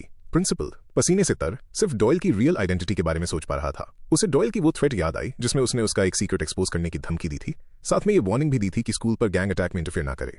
जो बात उसे समझ नहीं आ रही थी वो ये थी कि कैसे एक आम स्टूडेंट ने होला क्लब, एक ऐसी ग्रुप जिसे नेशनल ट्रेजर की तरह प्रोटेक्ट किया जाता था, का इंटरनल डेटा चुरा लिया और उसे ब्लैकमेल करने के लिए यूज किया। वापस एली में बायसी चियोल को समझ आ गया था कि डॉयल ने उसका ऑफर ठुकरा दिया है। एक स्लाई ग्रिन के साथ उसने पूछा कि क्या इसका मतलब यह है कि वो दोस्त नहीं बनेंगे। डॉयल ने कुछ नहीं कहा। फिर भी डॉयल की एक ही लुक ने बेसी चियोल को बता दिया था कि ये कोई नॉर्मल हाई स्कूलर नहीं था। फिर स्टोरी बेसी चियोल के पास पर शिफ्ट होती है। उसने सीरियल किलर एल्बर्ट बंडी का जिक्र करके शुरुआत की, जिसने एक बार आर्ग्यू किया था कि लोग वैसे भी मरते ही हैं, तो क्या किलर्स सच में इतने बुरे होते हैं। बेसी चियोल बंडी की स्टोरी से बहुत इंस्पायर था। उस आदमी ने लगभग 30 औरतों का खून किया था और ऐसा एक्ट करता था जैसे उसने सिर्फ उनके मरने का दिन चेंज किया हो। उस आइडिया ने बेसी चियोल को थ्रिल कर दिया था। उसके लिए डेथ को कंट्रोल करना बहुत अमेजिंग साउंड करता था, पर एल्बर्ट बंडी को भी आखिर में कीमत चुकानी पड़ी थी। एक पुलिस स्टेशन में एक यंग बेसी चियोल से पूछा गया था कि क्या उसने अपने छोटे भाई जीहो को रोने की वजह से मारने की कोशिश की थी। उस लड़के ने एक्सेप्ट किया कि उसने जीहो को बार बार चुप होने की वार्निंग दी थी, तो उसके दिमाग में गलती उसके भाई की थी, और बंडी की तरह बेसी चियोल को भी इसकी कीमत चुकानी पड़ी। उसे जुवेनाइल एक्ट के आर्टिकल 10 के अंडर पनिश किया गया था। पर स्टोरी पॉइंट आउट करती है कि हर कोई अपने किए की सजा नहीं पाता। सकाती बुशिनो जापानीज ओकीता ग्रुप के अटैक्स का लीडर राइवल गैंग के 7 मेंबर्स को मारने के बाद भी बाइज्जत बरी हो गया था। एक और केस में कांग्रेसमैन जंग तुआन का बेटा जंग अकियो ड्रंक ड्राइविंग करके एक 11 साल की बच्ची को मारने के बाद भी सजा से बच गया, क्योंकि लोगों ने क्लेम किया कि वो व्हील के पीछे था ही नहीं। ये वही मोमेंट था जब बेसी चियोल को अपनी लाइफ का गोल मिला। उसे रियलाइज हुआ कि पैसा, फेम और पावर किसी को एक स्पेशल बीइंग में बदल सकते हैं, यहां तक कि एक खुदा में जो दूसरे लोगों की किस्मत डिसाइड करता है। एक और मेमोरी में बेसी चियोल ने अपने छोटे भाई जीहो को बताया था कि उसने उसे मारने की कोशिश क्यों की थी। जीहो बिल्कुल उसके जैसा दिखता था और बेसी चियोल के लिए इस दुनिया में सिर्फ उनमें से किसी एक के लिए ही जगह थी। वो एक भगवान बनना चाहता था। प्रेजेंट में वापस आकर बेसी चियोल ने प्राउडली डिक्लेयर किया कि वो स्पेशल है। डॉयल ने एक अचानक किक और पंच से इसका जवाब दिया। बेसी चियोल इसे प्रोसेस तक नहीं कर पाया। वो कंफ्यूजन में घूर रहा था, ये सोचते हुए कि उसके मूव शुरू करने से पहले ही डॉयल कैसे मूव हो गया। डॉयल ने उसका मजाक उड़ाते हुए पूछा कि क्या उसके सर पर चोट लगी है, फिर शांति से कहा कि आंसर बहुत सिंपल है, वो उससे ज्यादा फास्ट था और वो बस उसके साथ खेल रहा था। डॉयल ने ऐड किया कि वो काफी टाइम से बेसी चियोल जैसे किसी बंदे से नहीं मिला था और सोचने लगा कि क्या वो सच में सिर्फ ऑर्डिनरी था। इस बीच बेसी चियोल उन सब लोगों के बारे में सोचने लगा जिन्हें पीछे छोड़कर वो यहां तक पहुंचा था। जो अब हो रहा था वो उसके लिए कंप्लीटली नया था। डॉयल ने कोल्डली उसकी बात काट दी, ये कहते हुए कि अगर उसे सिर्फ कचरा ही बोलना है तो मुंह बंद रखे। जैसे ही उन्होंने ब्लो स्ट्रेट किए, बेसी चियोल को डॉयल और भी ज्यादा इंटरेस्टिंग लगने लगा। फिर डॉयल ने उसे एक टैलेंटलेस कॉपीकैट बुलाया क्योंकि उसने उसके मूव को देखा और चुरा लिया था। उनकी फाइट एक फास्टर और फियर्सर क्लैश में बदल गई और खून बहने के बावजूद बेसी चियोल लगातार मुस्कुरा रहा था, अभी भी यही कह रहा था कि डॉयल इंटरेस्टिंग है। डॉयल ने नोटिस किया कि बेसी चियोल के अटैक्स पहले से और फास्ट और स्ट्रांग होते जा रहे थे। ये टक्कर लगातार बढ़ती गई जब डॉयल एक के बाद एक पंच से स्लिप करता रहा और एक क्लीन हिट लैंड कर दी। पर डॉयल सरप्राइज रह गया जब बेसी चियोल ने नेक्स्ट अटैक को अवॉइड कर लिया, जबकि बेसी चियोल हंस रहा था और आगे बढ़ रहा था। डॉयल पैटर्न समझने लगा था। बेसी चियोल की स्ट्रेंथ, विल पावर और स्पीड फाइट के साथ साथ बढ़ रही थी। उसका नेचुरल गिफ्ट साफ दिख रहा था, खासकर उसकी स्पीड। डॉयल ने कभी एक्सपेक्ट नहीं किया था कि उसे किसी कोरियन हाई स्कूल में कोई ऐसा मिलेगा। फिर उसने नोटिस किया कि बेसी चियोल और भी ज्यादा फास्ट हो गया था और समझ गया कि वो वाकई में नॉर्मल से कोसों दूर था। फिर भी डॉयल ने देखा कि उसके अटैक्स हालांकि फास्ट थे पर शैलो थे। उसने पैटर्न बड़ी आसानी से रीड कर लिया। राइट की तरफ से आने वाली रियल स्ट्राइक को छुपाने के लिए लगातार 3 लेफ्ट पंचेस। डॉयल के लिए ये ट्रिक बहुत चीप थी। बेसी चियोल ने पूछा कि क्या उसके लेवल का कोई बंदा इंप्रेसिव नहीं था। फिर उसने एक हैवी लेफ्ट फायर किया जो एकदम क्लीन लगता हुआ फील हुआ। पूरा यकीन होने पर कि उसने कनेक्ट कर लिया है, बेसी चियोल ने डिक्लेयर किया कि उसे सबसे ऊपर उठने से कोई नहीं रोक सकता क्योंकि यही उसकी किस्मत है। डॉयल ने उसकी पूरी स्पीच को एम्बैरेसिंग बुलाया और पूछा कि वो ऐसी हरकतें क्यों कर रहा है। फिर अचानक से उसने पंच को कैच कर लिया। बेसी चियोल फ्रीज हो गया, ये समझने में नाकाम कि ये कैसे हुआ। डॉयल ने उसका हाथ जोर से स्क्वीज किया और कहा, हाँ बेसी चियोल ऑर्डिनरी नहीं था, पर उसका लेवल मुश्किल से लोकल स्ट्रीट्स के लिए ही ठीक था। ये डॉयल ने कहा। बेसी चोल का असली लेवल था और उसे अपनी औकात पता होनी चाहिए। फिर डॉयल ने उसका हाथ क्रश करना शुरू कर दिया। इसने बेसी चोल को 1 सेकंड के लिए फ्रीज कर दिया, ये सोचते हुए कि डॉयल के फॉलो मी कहने का क्या मतलब था, और डॉयल ने उस ओपनिंग का यूज करके उसके चेहरे पर जोरदार वार किया। बेसी चोल स्टंट था, उसे ठीक से समझ ही नहीं आया कि अभी क्या हुआ। फिर उसे रियलाइज हुआ कि वो अपनी लेफ्ट आंख से देख नहीं पा रहा है। उसने डॉयल को मूव करते हुए नोटिस तक नहीं किया था और इसने उसे और भी कंफ्यूज कर दिया। डॉयल ने इन सब को इग्नोर किया और कोल्डली उसे अपना मुंह बंद रखने को कहा। फिर एक और क्रशिंग हिट के साथ उसने बेसी चोल को गिरा दिया और वहीं बेहोश कर दिया। कहीं और बारिश में एक आदमी ने पूछा कि क्या वो बॉस पार्क की जगह पर पहुंच गए हैं। दूसरे आदमी ने हाँ कहा और ऐड किया कि बेसी चोल पहले ही अपना मूव चल चुका था। ये यू जोंग सू था, नेशनल यूनियन का नंबर 2। उसने सुबह से बेसी चोल की कोई खबर नहीं सुनी थी और उसने वार्न किया कि उसके साथ मिलना जल्दी ही बहुत बुरा रूप ले सकता है। उसने कहा कि जब तक बेसी चोल सोल में है वो किसी भी ऐसे बंदे से निपट लेगा जो सीओ डोंग या नेशनल यूनियन से जुड़ा हुआ हो। फिर अचानक वो दोनों रुक गए जब यू जोंग सू ने बेसी चोल को जमीन पर बेहोश गिरे हुए देखा। वो डिसबिलीफ में घूरता रहा, सोचने लगा कि क्या ये सच में बेसी चोल था। वहां से थोड़ी ही दूर डॉयल बिना एक लफ्ज कहे खड़ा था। एक और जगह पर जू हयोंग, जो एनओ के लीडर्स में से एक था, उसे एक हॉलवे मिला जो बॉस पार्क के पिटे हुए आदमियों से भरा पड़ा था। जू हयोंग सिक ने कहा कि इल्गियांग स्कूल के लड़के बहुत ब्रूटल थे, ये गलत फहमी पालते हुए कि उन्होंने ये सब किया था। बेसी चोल की हालत देखकर उसने फिगर आउट कर लिया था कि डैमेज हमेशा के लिए हो सकता है। उसने जू हयोंग से पूछा कि आखिर कौन बेसी चोल को इतना डैमेज कर सकता है। जू हयोंग से कुछ डाउट होने लगा था कि क्या बेसी चोल को भेजना सही डिसीजन था, पर जू हयोंग ने उसकी बात काटी और उसे कंक्लूजन्स पर जंप न करने को कहा। स्टोरी फिर क्रिकेट कॉप पार्क चोंग सिक पर मूव करती है, जिसे एक मैसेज मिला था कि उसका फोन हैक हो चुका है। फ्यूरियस होकर वो सोचने लगा कि आखिर किसकी हिम्मत हुई एक पुलिस ऑफिसर के फोन के साथ छेड़खानी करने की। उस मैसेज में इल्गियांग स्कूल के क्राइम्स की लिस्ट थी, जिसमें सुमान स्कूल की स्टैबिंग भी शामिल थी। साथ ही वो सभी ब्राइब्स जो उसने ली थी उनकी फुटेज और फोटोज भी प्रूफ के तौर पर वहां थे। मैसेज एक क्लियर वार्निंग के साथ एंड होता था, ये एक थ्रेट है। पैनिक होते हुए ऑफिसर सोचने लगा कि इन सब के पीछे आखिर कौन हो सकता है। फिर हम जू हयोंग को देखते हैं जो कहता है कि ये यंग मैन असल डील है और अगर वो ऐसे ही आगे बढ़ता रहा तो वो लोग जल्दी या देर से जरूर मिलेंगे। किम डॉयल की जीत के बाद सुमान हाई में सब कुछ बदल गया। डॉयल को अब किसी किंग की तरह ट्रीट किया जाने लगा। स्टूडेंट्स उसके आसपास भीड़ लगाकर खड़े रहते थे और सियोल मीना वहां आ पहुंची और इसे अपने हस्बैंड का दिन बताते हुए बाकी सबको वहां से भगा दिया। कुछ लोगों ने तो यहां तक कहा कि साउथ के किंग को सर्व करना उनके लिए एक ऑनर की बात थी। डोंग जियू ने पूरे स्कूल में फ्लायर्स बांट दिए थे जिन पर लिखा था कि थंडरफिस्ट किम डॉयल अब साउथ सोल पर रूल करता है और जो कोई भी लाइन क्रॉस करेगा उसे हंट डाउन किया जाएगा। पुराने बुलीज को ऐसा फील होने लगा जैसे उन्होंने अपनी जगह खो दी है और वो कंप्लेन करने लगे कि स्कूल अब पहले जैसा नहीं रहा। जब डोंग जियू फ्लायर्स बांट रहा था तो मीना ने हंसकर कहा कि इस सोशल मीडिया के जमाने में पेपर एड्स अब पुरानी बात हो चुकी हैं। उसने पलटकर जवाब दिया कि वैसे भी किसी को उनके अकाउंट्स की परवाह नहीं है। वो पुराने पिटे हुए बुलीज बस अपना खोया हुआ स्टेटस और पावर का रोना रो रहे थे। डॉयल को हालांकि इन सब चीजों की कोई फिक्र नहीं थी। उसके आसपास का ये ओवरब्लोन रिएक्शन अब उसकी नर्व्स पर चढ़ने लगा था। बाद में घर जाते वक्त डोंग जियू ने डॉयल को बताया कि उसने बोनस के पैसे उसके लॉकर में छोड़ दिए हैं। उसने उसे थैंक्स कहा, ये कहते हुए कि जब से डॉयल का ट्रांसफर हुआ है हर दिन की लाइफ काफी हैप्पी हो गई है। डोंग जियू ने मान लिया कि उसे अभी भी विश्वास नहीं हो रहा कि ये सब कैसे हो गया, पर डॉयल ने उसकी बात काटी और कहा कि वो ये सब सिर्फ पैसों के लिए कर रहा था, तो ये शर्मिंदा करने वाली तारीफें अपने पास ही रखे। डोंग जियू फिर भी बोलता रहा, ये कहते हुए कि उसने कभी नहीं सोचा था कि डॉयल बेसी चोल और इल्गियांग स्कूल को इस तरह से क्रश कर देगा। ये सब सच में किसी पागलपन जैसा फील हो रहा था। उसने बेसी चोल की पिटी हुई उस फोटो पर इशारा किया जो डॉयल ने भेजी थी और पूछा कि क्या ये एडिटेड है। डॉयल ने कहा कि इस पिक्चर को फेक बनाना उस फाइट से कहीं ज्यादा आसान होता। डोंग जियू बस मुस्कुराया और बोला कि डॉयल सच में अमेजिंग है। फिर उसने अपना नेक्स्ट प्लान बताया, ये प्रॉमिस करते हुए कि वो डॉयल को नीचे नहीं घसीटेगा और वो तैयार रहेगा। उसके कहने का मतलब बहुत सिंपल था, वो फाइट करना सीखने वाला था। इस बीच सियोंगहाई में वहां का नंबर 5 सियो क्यून अपने ग्रुप के साथ इस रूमर के बारे में बात कर रहा था कि बेसी चोल हार गया है। कुछ को लगा कि ये उनके लिए जश्न मनाने और आगे बढ़ने का मौका है, जबकि दूसरों ने इसे एक फेक स्टोरी बताकर डिसमिस कर दिया। सियो क्यून ने भी इस पर विश्वास नहीं किया, ये कहते हुए कि बेसी चोल ऐसा बंदा नहीं है जो इतनी आसानी से हार मान ले। फिर उसने एक लड़के की तरफ देखा जिसका नाम डोंग हुक था, जो एक मार्क सर्कल के अंदर घुटनों के बल बैठा था और उस पर टारगेट्स ड्रॉ किए गए थे। जब उसने कोई जवाब नहीं दिया तो सियो क्यून ने एक बेसबॉल पूरी ताकत से उसकी तरफ फेंका। क्यों सियो क्यून? वो भड़कते हुए बोला, पूछा कि वो उसे इग्नोर क्यों कर रहा था और फिर उसे बॉल उठाकर लाने का ऑर्डर दिया। जब डोंग हुक बॉल वापस लाया तो उसे अपनी जगह पर वापस जाने को कहा गया। जमीन पर उस सर्कल में लिखा था, reserve seat for retards. Group ने डोंग हुक को पैथेटिक बुलाया, पर सियो क्यून ने उन्हें करेक्ट करते हुए कहा कि वो पैथेटिक नहीं है, वो तो पैदाइशी अकर है। हंसते हुए उसने कहा कि डोंग हुक सिर्फ अपने पेरेंट्स को ब्लेम कर सकता है जिन्होंने एक फेलियर को जन्म दिया। फिर उसने पूछा कि क्या वो इस बात से एग्री करता है। वो लगातार फोर्स करता रहा, वही सवाल रिपीट करते हुए कि क्या उसके पेरेंट्स ने एक फकर को पैदा किया है। डोंग हुक अपनी जगह पर शांत रहा और इसने सियो क्यून को और भी ज्यादा भड़का दिया कि उसने कोई जवाब नहीं दिया। गुस्से में उसने दोबारा बेसबॉल पूरी ताकत से डोंग हुक पर मारा, पर डोंग हुक ठीक टाइम पर बच निकला। इसने डोंग जियू को शॉक कर दिया जो डॉयल के साथ वापस आया था, और उसने नोटिस किया कि डॉयल ने बॉल आसानी से कैच कर ली थी। डॉयल दूर से ये सब देख रहा था। गैंग की नजर उस पर पड़ गई और वो लोग चलकर उसके पास आए। सियो क्यून ने पूछा कि वो कौन है और क्या वो सुमान स्कूल से आया है। इससे पहले कि डॉयल जवाब देता वही बेसबॉल सीधा सियो क्यून के चेहरे पर जा लगा। गैंग की लड़की चीख उठी, हनी। फिर वो चिल्लाई कि डॉयल पागल है। डॉयल आगे बढ़ा, अपना फूड ट्रे डोंग जियू को पकड़ाया और डोंग जियू ने शांति से पूछा कि क्या वो उसके लिए ट्रे उठा ले। जैसे ही उस लड़की ने डॉयल को ध्यान से देखा, वो उसकी हैंडसमनेस देखकर पूरी तरह स्टन रह गई। अब पूरी गैंग का ध्यान डॉयल पर था और वो लोग उसकी तरफ बढ़ने लगे। इस गुड लुकिंग स्ट्रेंजर के बारे में जानने के लिए उन्हें क्यूरियोसिटी हो रही थी। उनमें से एक ने गुस्से में पूछा कि क्या सुमान स्कूल का दिमाग खराब हो गया है और क्या डॉयल पागल हो गया है।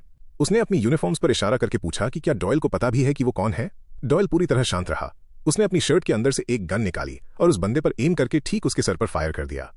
पूरी गैंग डर के मारे फ्रीज हो गई। फिर उनमें से एक चिल्लाया और डॉयल पर चार्ज किया, ये बोलते हुए कि उसके पास कोरिया में गन आ कैसे सकती है। इससे पहले कि वो अपनी बात पूरी करता, डॉयल उस पर रश करके गया, उसे पैर अड़ाकर गिराया और उसकी गर्दन पर एक जोरदार हिट मारी। वो बंदा गिर पड़ा, डॉयल की ग्रिप में चोक होने लगा और डॉयल ने गैंग के दूसरे मेंबर को एक दीवार तक घसीटा और उसका सर उसमें दे मारा। उसके बाद डॉयल ने उस पर रबर बुलेट्स फायर करनी शुरू कर दी। वो गैंग मेंबर दर्द से चीखा। सांस लेने के लिए तड़पते हुए उसने डॉयल को एक मैडमैन बुलाया। डॉयल ने उसके सर पर एक रबर बुलेट मारकर उसे चुप करा दिया। बाकी सब खौफ में चिल्लाते रहे, पूछने लगे कि वो कौन है, उसकी हिम्मत कैसे हुई कोरिया में गन लाने की, और उसे गन नीचे रखने को कहने लगे। डॉयल ने सिर्फ एक लफ्ज में जवाब दिया, नहीं।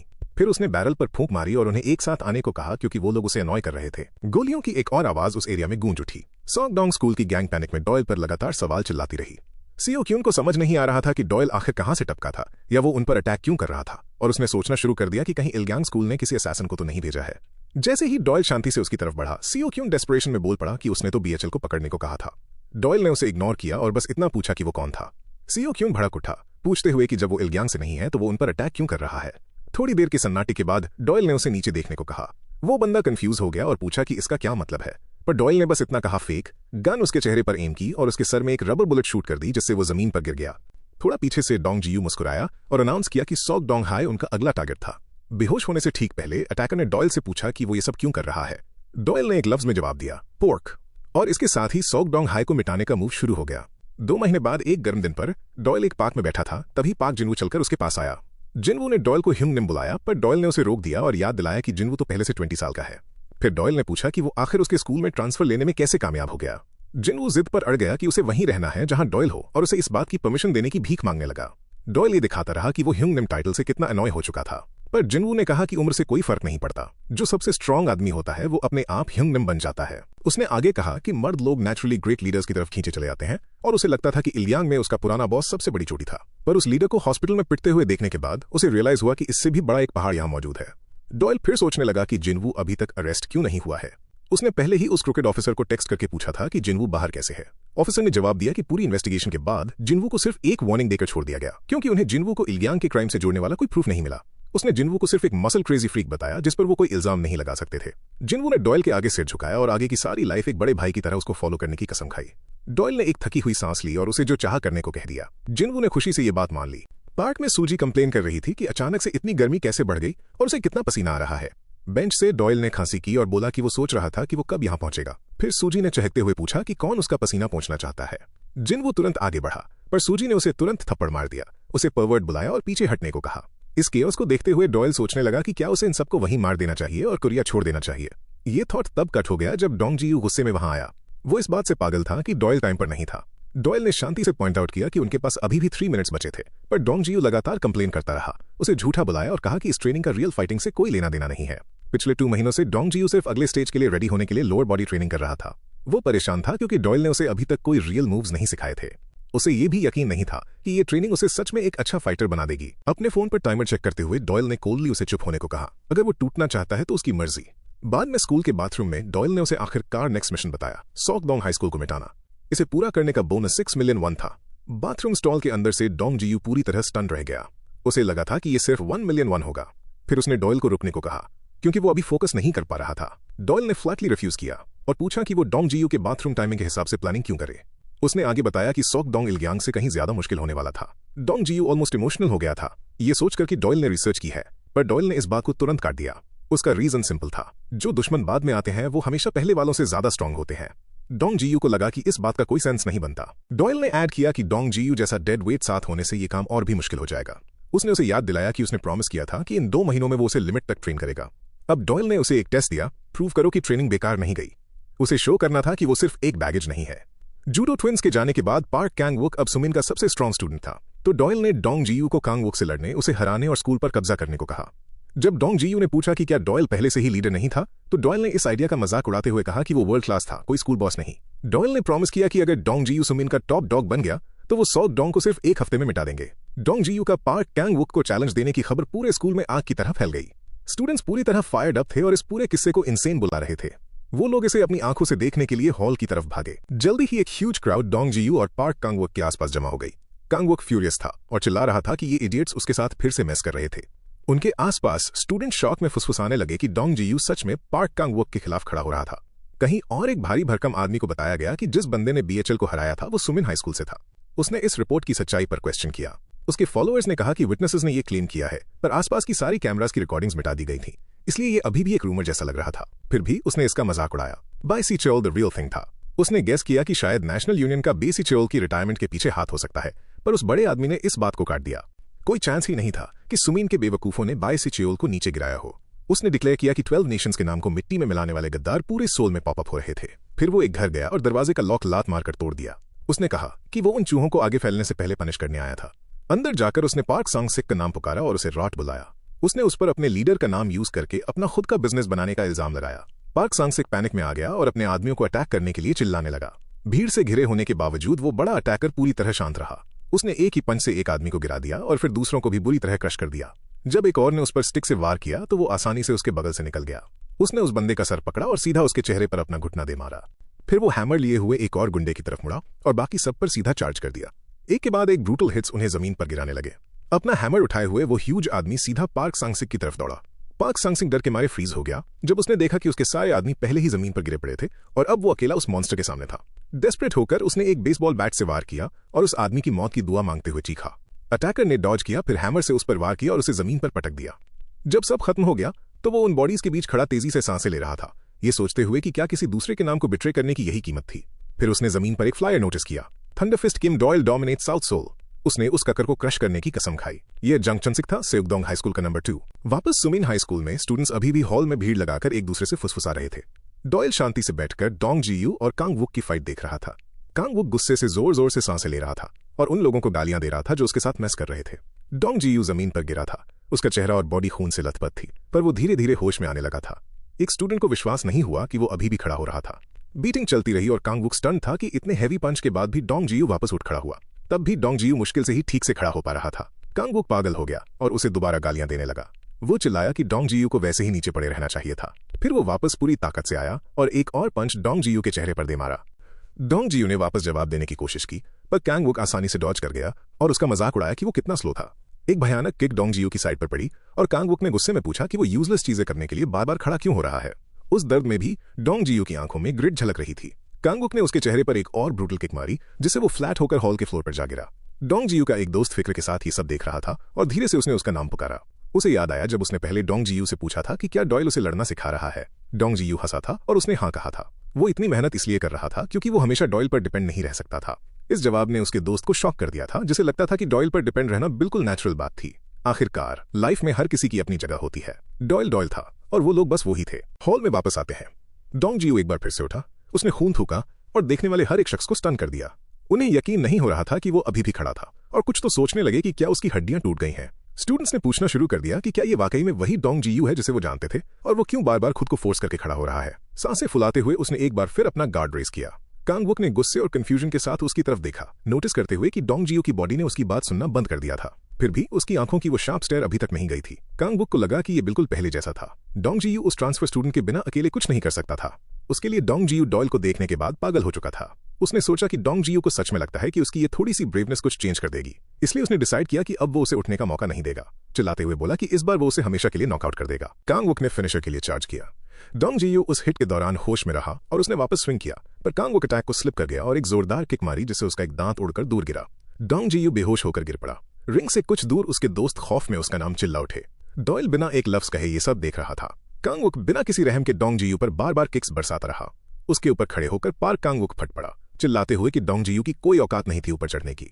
वो उसे लगातार गालियां देता रहा और उस पर स्टॉम्पिंग करता रहा। सांस लेने की कोशिश करते हुए भी वो डोंग जीयू पर लगातार इंसल्ट्स पास कर रहा था। वो फ्यूरियस था कि डोंग जीयू को अभी भी अपनी औकात पता नहीं थी। फिर वो क्राउड की तरफ मुड़ा और किसी को भी उससे लड़ने के लिए चैलेंज करने लगा। उसी पल डोंग जीयू का दोस्त अपने ख्यालों में खोया हुआ था। वो बार बार खुद से कह रहा था कि डॉयल डॉयल है और वो लोग सिर्फ उनके जैसे हैं। डोंग जीयू ने कहा था कि वो कभी डॉयल जैसा नहीं बन सकता, पर जब कांग वुक मुस्कुराया उसे लगा कि डोंग जीयू आखिरकार पागल हो ही चुका है, क्योंकि उसे पूरा यकीन था कि उस आखिरी पंच ने डोंग जीयू को फिनिश कर दिया होगा। पर अचानक डोंग जीयू ने एक हार्ड काउंटर फेंक कर मारा जिससे कांग वुक बेयरली डॉज कर पाया। उस पल डोंग जीयू को याद आया जब उसने डॉयल से पूछा था कि वो पार्क कांग वुक को कैसे हरा सकता है। डॉयल ने उसे करेक्ट किया था। सवाल ये नहीं था कि वो उसे कैसे हराएगा। फाइट में वापस आते हैं। उस ब्लो के बाद डोंग जीयू ने अपनी ग्राउंड होल्ड करके रखी और कांग वुक का हाथ पकड़ लिया। कांग वुक उसकी आंखों का लुक देखकर अंदर तक हिल गया और सोचने लगा कि क्या सच में ये किसी हारने वाले की शक्ल थी। डॉयल के शब्द उसे वापस याद आने लगे। इस लेवल पर फाइट्स फिजिकल गैप्स पर डिपेंड नहीं करती बल्कि इंड्योरेंस और विल से जीती जाती हैं। उसके और कांग वुक के साइज में बहुत बड़ा डिफरेंस नहीं था, इसलिए ये मैच आखिर में उनकी टफनेस और स्टैमिना पर डिसाइड होने वाला था। और डॉयल ने कहा था कि डोंग जीयू ने इन 2 महीनों में एग्जैक्टली यही चीजें बिल्ड की हैं, जबकि कांग वुक ने कोई तैयारी नहीं की थी। प्लान काम कर गया। डोंग जीयू ने आखिरकार कांग वुक के चेहरे पर एक क्लीन पंच जड़ दिया। डॉयल ने उसे बताया था कि अगर वो पूरे 3 मिनट तक टिक गया तो कांग वुक उसके पंचेस की स्पीड के साथ मैच नहीं कर पाएगा। और वाकई में कांग वुक स्लो होने लगा था, यहां तक कि अपने ही पैरों पर लड़खड़ा रहा था। डोंग जीयू की गालियों और टॉन्ट्स ने अपना काम कर दिया था। कांग वुक की बची खुची एनर्जी भी तेजी से बर्न कर दी। एक बार जब कांग वुक थक गया तो डोंग जीयू ने इस मौके का फायदा उठाया और एक जोरदार किक के साथ उसे जमीन पर ढेर कर दिया। उसके दिमाग में डॉयल की एडवाइस लगातार रिपीट हो रही थी। आखिर में कांग वुक के लिए खड़ा होना भी मुश्किल हो जाएगा। डॉयल ने कहा था कि जब कांग वुक का स्टैमिना खत्म हो जाएगा तो उसकी हर एक सांस नरक के बराबर दुखने लगेगी। और बिल्कुल वही हुआ। कांग वुक एक पंचिंग बैग में बदल चुका था। डोंग जीयू एक के बाद एक हिट्स लैंड करता जा रहा था और कांग वुक वापस जवाब तक नहीं दे पा रहा था। उस पल डोंग जीयू ने अपनी ब्रूटल ट्रेनिंग से जो भी स्ट्रेंथ बिल्ड की थी और जो भी एफर्ट उसने दी थी वो सब पाक कांग वुक को तोड़ने में यूज हो रही थी। डॉयल की बात बार बार वापस आ रही थी। अकेले रॉ स्ट्रेंथ से बड़ी फाइट्स नहीं जीती जाती। जो चीज सच में मैटर करती है वो एक स्ट्रांग विल होती है जिसके पीछे एक स्ट्रांग बॉडी हो। इन्हीं बातों को दिमाग में रखते हुए डोंग जीयू ने उस पर किक्स और पंचेस का एक तूफान बरसा दिया। डॉयल की आखिरी एडवाइस उसके दिमाग में गूंजने लगी। जब तुम्हें लगने लगे कि अब क्विट का टाइम आ गया है, तुम्हें बस एक आखिरी बार और पुश करना होगा। डोंग जीयू ने ये विल पावर अपनी पेनफुल मेमोरी से निकाली। वो दिन जब पार्क कांग वुक और बाकी लोग उसे बुली करते थे, उसकी पिटाई करते थे और यहां तक कि उसे किसी कुर्सी की तरह यूज करते थे। डोंग जीयू की आंखों में डिफाइंस भरी हुई थी जब उसने कसम खाई कि वो उस जिल्लत भरी लाइफ में कभी वापस नहीं जाएगा। उस रिजॉल्व के साथ उसने आगे बढ़कर एक हैवी स्टेप लिया। डोंग जीयू को रियलाइज हो गया कि उसे डॉयल जैसा बनने की जरूरत नहीं है, खुद अपने जैसा होना ही काफी था। वहां देख रहे सब लोग शॉक्ड थे। फिर डोंग जीयू ने अपना आखिरी ब्लो कांग वुक के सिर पर दे मारा और इस फाइट को खत्म कर दिया। कांग वुक वहीं बेहोश होकर गिर पड़ा। उसके फॉलोअर्स तक अंदर से हिल चुके थे और अपने लीडर की डिफीट पर गिरने लगे थे। डोंग जीयू के दोस्त तुरंत दौड़ते हुए उसके पास गए। उन्होंने उसे अपने कंधों पर उठा लिया और उसकी जीत का जश्न मनाया। गर्व से चिल्लाते हुए बोले, लीडर मां डोंग जीयू। दूर कहीं रशिया की ब्लैकहेड ब्रांच में एक औरत ने सारी जमा की हुई इंटेल को एक सिक्योर ऐप कॉक्स के जरिए बाहर भेजा। बाद में जब डॉयल और डोंग जीयू वहां से जा रहे थे, डोंग जीयू ने डॉयल के नए वायरलेस ईयरबड्स नोटिस किए। उसने पूछा कि डॉयल को ये कहां से मिले, क्योंकि उसके अंकल की कंपनी ने अभी इन्हें रिलीज नहीं किया था और वो ये भी जानना चाहता था कि डॉयल किससे बात कर रहा था। डोंग जीयू लगातार उस पर क्वेश्चंस दाग रहा था, जिसमें यह भी शामिल था कि अब वो कहां जा रहे थे। डॉयल ने शांति से उसे याद दिलाया कि उसने प्रॉमिस किया था कि सॉक डोंग स्कूल 1 हफ्ते के अंदर खत्म हो जाएगा। एक जगह जो पूल हॉल जैसी लग रही थी, वहां सॉक डोंग का एक मेंबर एक स्टूडेंट को टॉर्मेंट कर रहा था। फोर्सफुली उसकी जीभ बाहर निकलवाकर एक जलती हुई सिगरेट उसके चेहरे के पास प्रेस कर रहा था। तभी डॉयल और डोंग जीयू वहां अंदर गए और शोर ने हर एक चीज को वहीं रोक दिया। गैंग लीडर्स उन्हें घूर कर फिगर आउट करने की कोशिश कर रहे थे कि वो कौन थे। डॉयल शांति से खड़ा रहा और उसने बताया कि वो यहां अपना प्रॉमिस रखने आया था। उसके ठीक बाद वहां जो हुआ वो एक मैसेकर था। गैंग मेंबर्स हर जगह पिटे हुए पड़े थे, हर तरफ खून था और कुछ लोग पूल टेबल्स के ऊपर से फेंके जा चुके थे। गैंग लीडर खौफ से कांप रहा था। सॉक डोंग हाई का नंबर 4 जुंगसू पैनिक कर रहा था, ये सोचते हुए कि आखिर ये अटैकर कौन था और सुमान स्कूल के पास कोई इतना स्ट्रांग आदमी कहां से आ गया। एक झलक में देखा जा सकता था कि डॉयल कितनी आसानी से उन्हें क्रश कर रहा था, जबकि जुंगसू नोटिस कर रहा था कि उसका फाइटिंग स्टाइल कितना स्ट्रेंज था। डॉयल जुंगसू के पास चलकर आया और पूछा कि क्या वो जीना चाहता था या मरना। इस सवाल ने जुंगसू को कंप्लीटली फ्रीज कर दिया। डॉयल ने उसे बोला कि अगर वो जिंदा रहना चाहता है तो ध्यान से सुने, क्योंकि उसे सिर्फ 2 चीजों की जरूरत है। पहला, उसने उस नए गैम्बलिंग साइट के बारे में पूछा जिसका टारगेट छोटे बच्चे थे। उसने जुंगसू को ऑर्डर दिया कि इससे जुड़ी हर एक एविडेंस और इसमें इन्वॉल्व हर एक नाम उसके हवाले कर दे। सब कुछ एक उस ऐप पर सेंड किया जाना था जो डॉयल ने अभी अपने फोन पर डाली थी। उसका दूसरा ऑर्डर था कि वो जाकर वुन गुईक्वांग को बताए कि उसके पास सुमान स्कूल आकर उसके आगे घुटने टेकने की एक डेडलाइन थी। फिर डॉयल ने डोंग जीयू की तरफ इशारा करके क्लियर कर दिया कि उस लीडर को उसके लीडर के सामने सरेंडर करके घुटने टेकने ही पड़ेंगे, वरना ब्लड शेड होगा। इस बात ने जुंगसू को पूरी तरह कंफ्यूज कर दिया, जो सोचने लगा कि ये चश्मे वाला बच्चा सुमान का नया बॉस है। आखिरकार डॉयल जैसे किसी मॉन्स्टर को ऑर्डर देने वाला कोई काफी डेंजरस ही होगा। डोंग जीयू ने अचानक पैनिक करना शुरू कर दिया और डॉयल को रोकने की कोशिश करने लगा। उसे यकीन था कि वुन गुईक्वांग बस उनके मांगने से वहां नहीं आएगा। हड़बड़ाते हुए डोंग जीयू ने पूछा कि ये कौन सा गुईक्वांग था और भड़कते हुए डॉयल को इनसेन बुलाया ऐसी क्रेजी बात सोचने के लिए। डॉयल ने शांति से जवाब दिया कि इससे एक गैंग वॉर स्टार्ट हो जाएगी। इसने डोंग जीयू को और पागल कर दिया। उसने डॉयल को एक साइकोपैथ बुलाया और चिल्लाया कि गैंग वॉर्स अब आजकल नहीं होते। डॉयल ने अपनी लॉजिक सिंपल तरीके से सामने रखी। हर बार जब वो किसी को पीटता था, उसे कोई और ज्यादा स्ट्रांग वहां टपक पड़ता था। वो इस सब से पक चुका था, इसलिए वो एक ही झटके में सॉक डोंग स्कूल को वाइप आउट कर देगा। डोंग जियू चिल्लाया कि उनकी बहुत ज्यादा तादाद की वजह से वो ऐसे ही मर जाएंगे, पर डॉयल ने उसे इन सब की परवाह ना करने को कहा। वो वापस जुंगसू की तरफ मुड़ा और अपना ऑर्डर रिपीट करते हुए बोला कि वोंग गुइक्वांग को यहां लेकर आओ। जुंगसू अजीब तरीके से हंसने लगा, और जब डॉयल ने उसे जान से मारने की धमकी दी तो उसने बताया कि वो इसलिए हंसा क्योंकि आज तक किसी ने उनके लीडर से मिलने की मांग नहीं की थी। नॉर्मली इसका उल्टा होता था। कहीं और गिमचिन में एक बारिश वाली रात को कोई बारिश में खड़ा पूरी डिस्पेयर में रो रहा था। गिमचिन वापस लौटते हैं, एक आदमी खौफ से फाइट देख रहा था, ये सोचते हुए कि अटैकर इस तरह मूव कर रहा था जैसे वो इंसान ही ना हो। तभी उसे रियलाइज हुआ कि रूमर्स सच थी, अटैकर वही गोस्ट था। उसकी स्पीड देखकर उसने वहां से जान बचाकर भागने का फैसला किया, पर इससे पहले कि वो कुछ कर पाता अटैकर ने उस पर जंप किया और उसे फिनिश कर दिया। ये साफ था कि ये ब्रूटल फाइटर बिना किसी रहम के अपने दुश्मनों को चीर रहा था। बची हुई गैंग ने अपनी आखिरी डेस्परेशन में उस गोस्ट पर रश किया। गोस्ट को उनकी तादाद की कोई परवाह नहीं थी और उसने डार्कली मुस्कुराते हुए उनका सीधा सामना किया। एक ब्लेड का यूज करके वो उनके बीच इतनी टेरिफाइंग स्पीड से मूव कर रहा था और एक के बाद एक उन्हें काट रहा था बिना किसी रहम के। अपने आसपास के बंदों को वाइप आउट करने के बाद गोस्ट ने उनके लीडर को अपने नेक्स्ट टारगेट के रूप में लॉक किया। उसने सीधा उस गैंग लीडर पर चार्ज किया और मुस्कुराया। सोचा कि उसने हिट लैंड कर दी है, पर उस आदमी को खरोच तक नहीं आई थी। जुंगसू ने डॉयल को बताया कि जिस शख्स को वो ढूंढ रहा है वो सोल में है, एक रिवेंज ट्रिप पर गया हुआ है। गोस्ट शॉक्ड रह गया ये देखकर कि लीडर कोई आसान शिकार नहीं था, और तभी एक फेटल पंच उसकी तरफ आया जिसे डॉज करने का कोई रास्ता नहीं था। उसके इम्पैक्ट ने गोस्ट को हवा में उड़ा दिया। लीडर ने उसके बाद एक आखिरी ब्लो मारा, गोस्ट को नॉकआउट कर दिया और उसके दांत हवा में उड़ते हुए दिखे।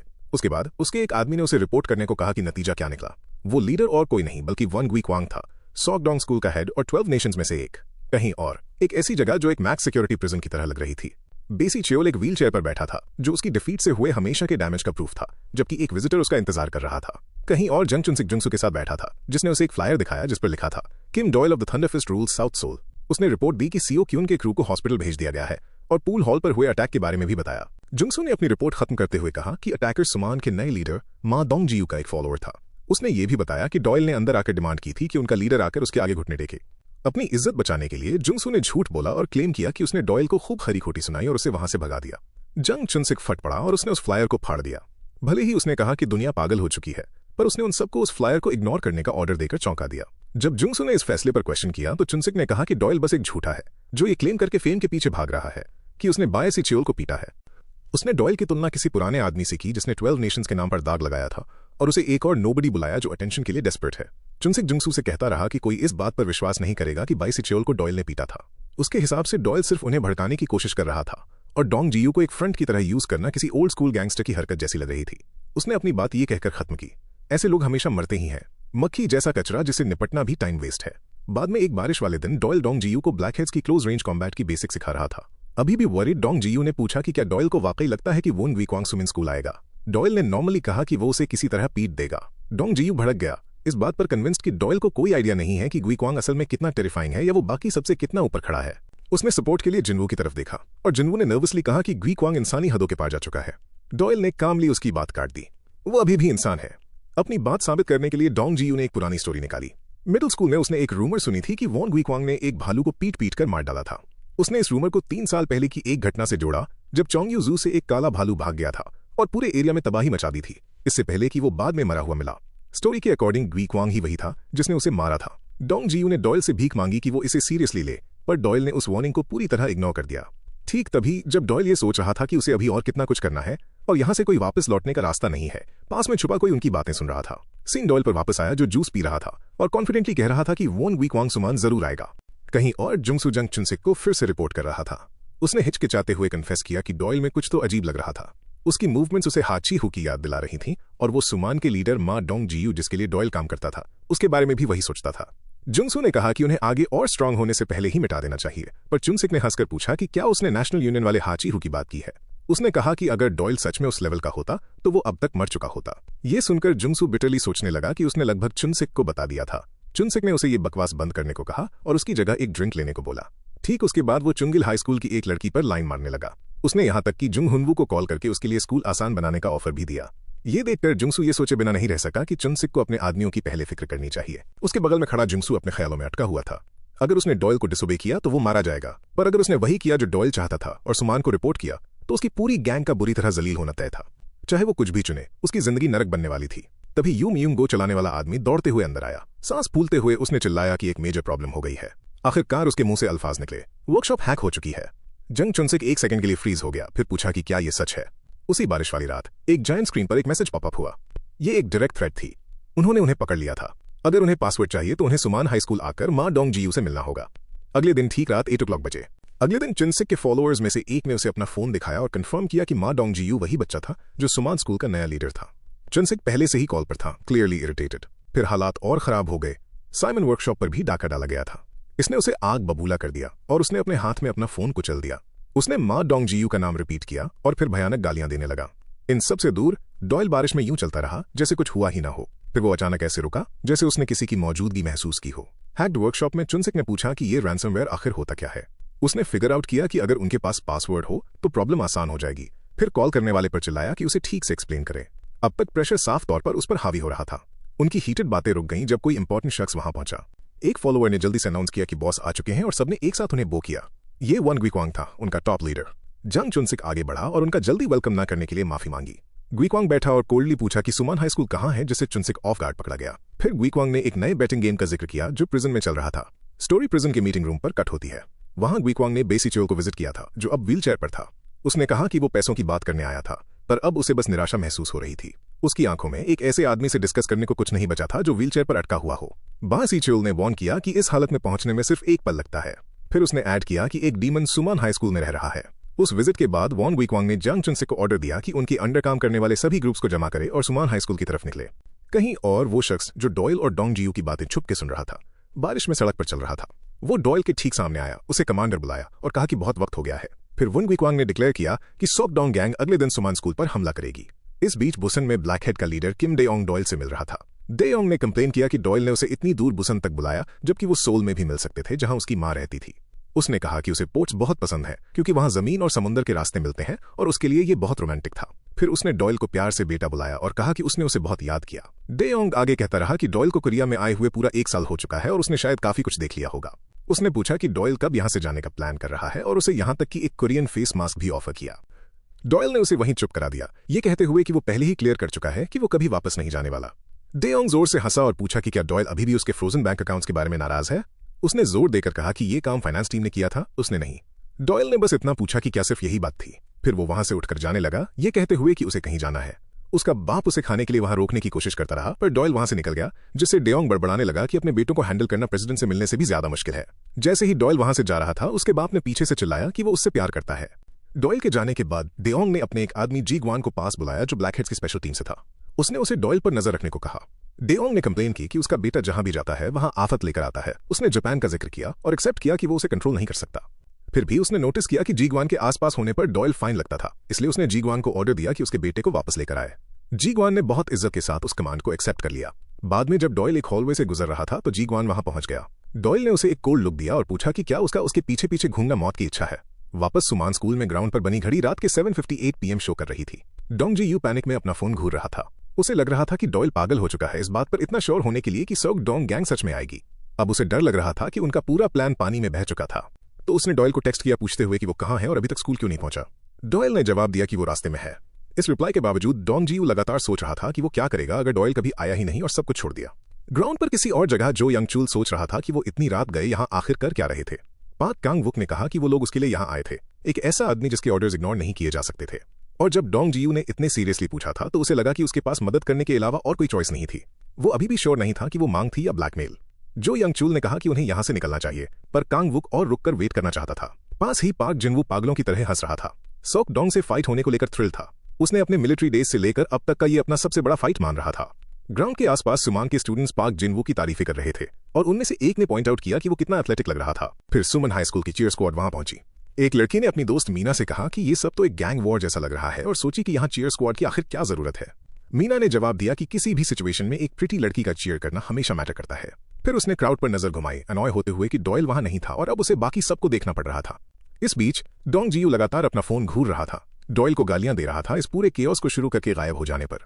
जब घड़ी में 7:59 PM बजे तो एक स्टूडेंट ने कहा कि सॉकडाउन से लड़ने का कोई सेंस नहीं बनता और उन्हें जब तक हो सके तब तक भाग जाना चाहिए। इसने डोंगजियू को और भी ज्यादा पैनिक कर दिया। वो डर के मारे कांप रहा था। इस बीच योंगदेंगपो स्टेशन पर डॉयल जिगुआन के साथ चल रहा था, जिसने कहा कि उसे डॉयल के घर के पास एक स्टूडियो अपार्टमेंट मिल गया है। डॉयल भड़क गया कि अगर उसे मरना है तो वो चुपचाप जाकर मर जाए।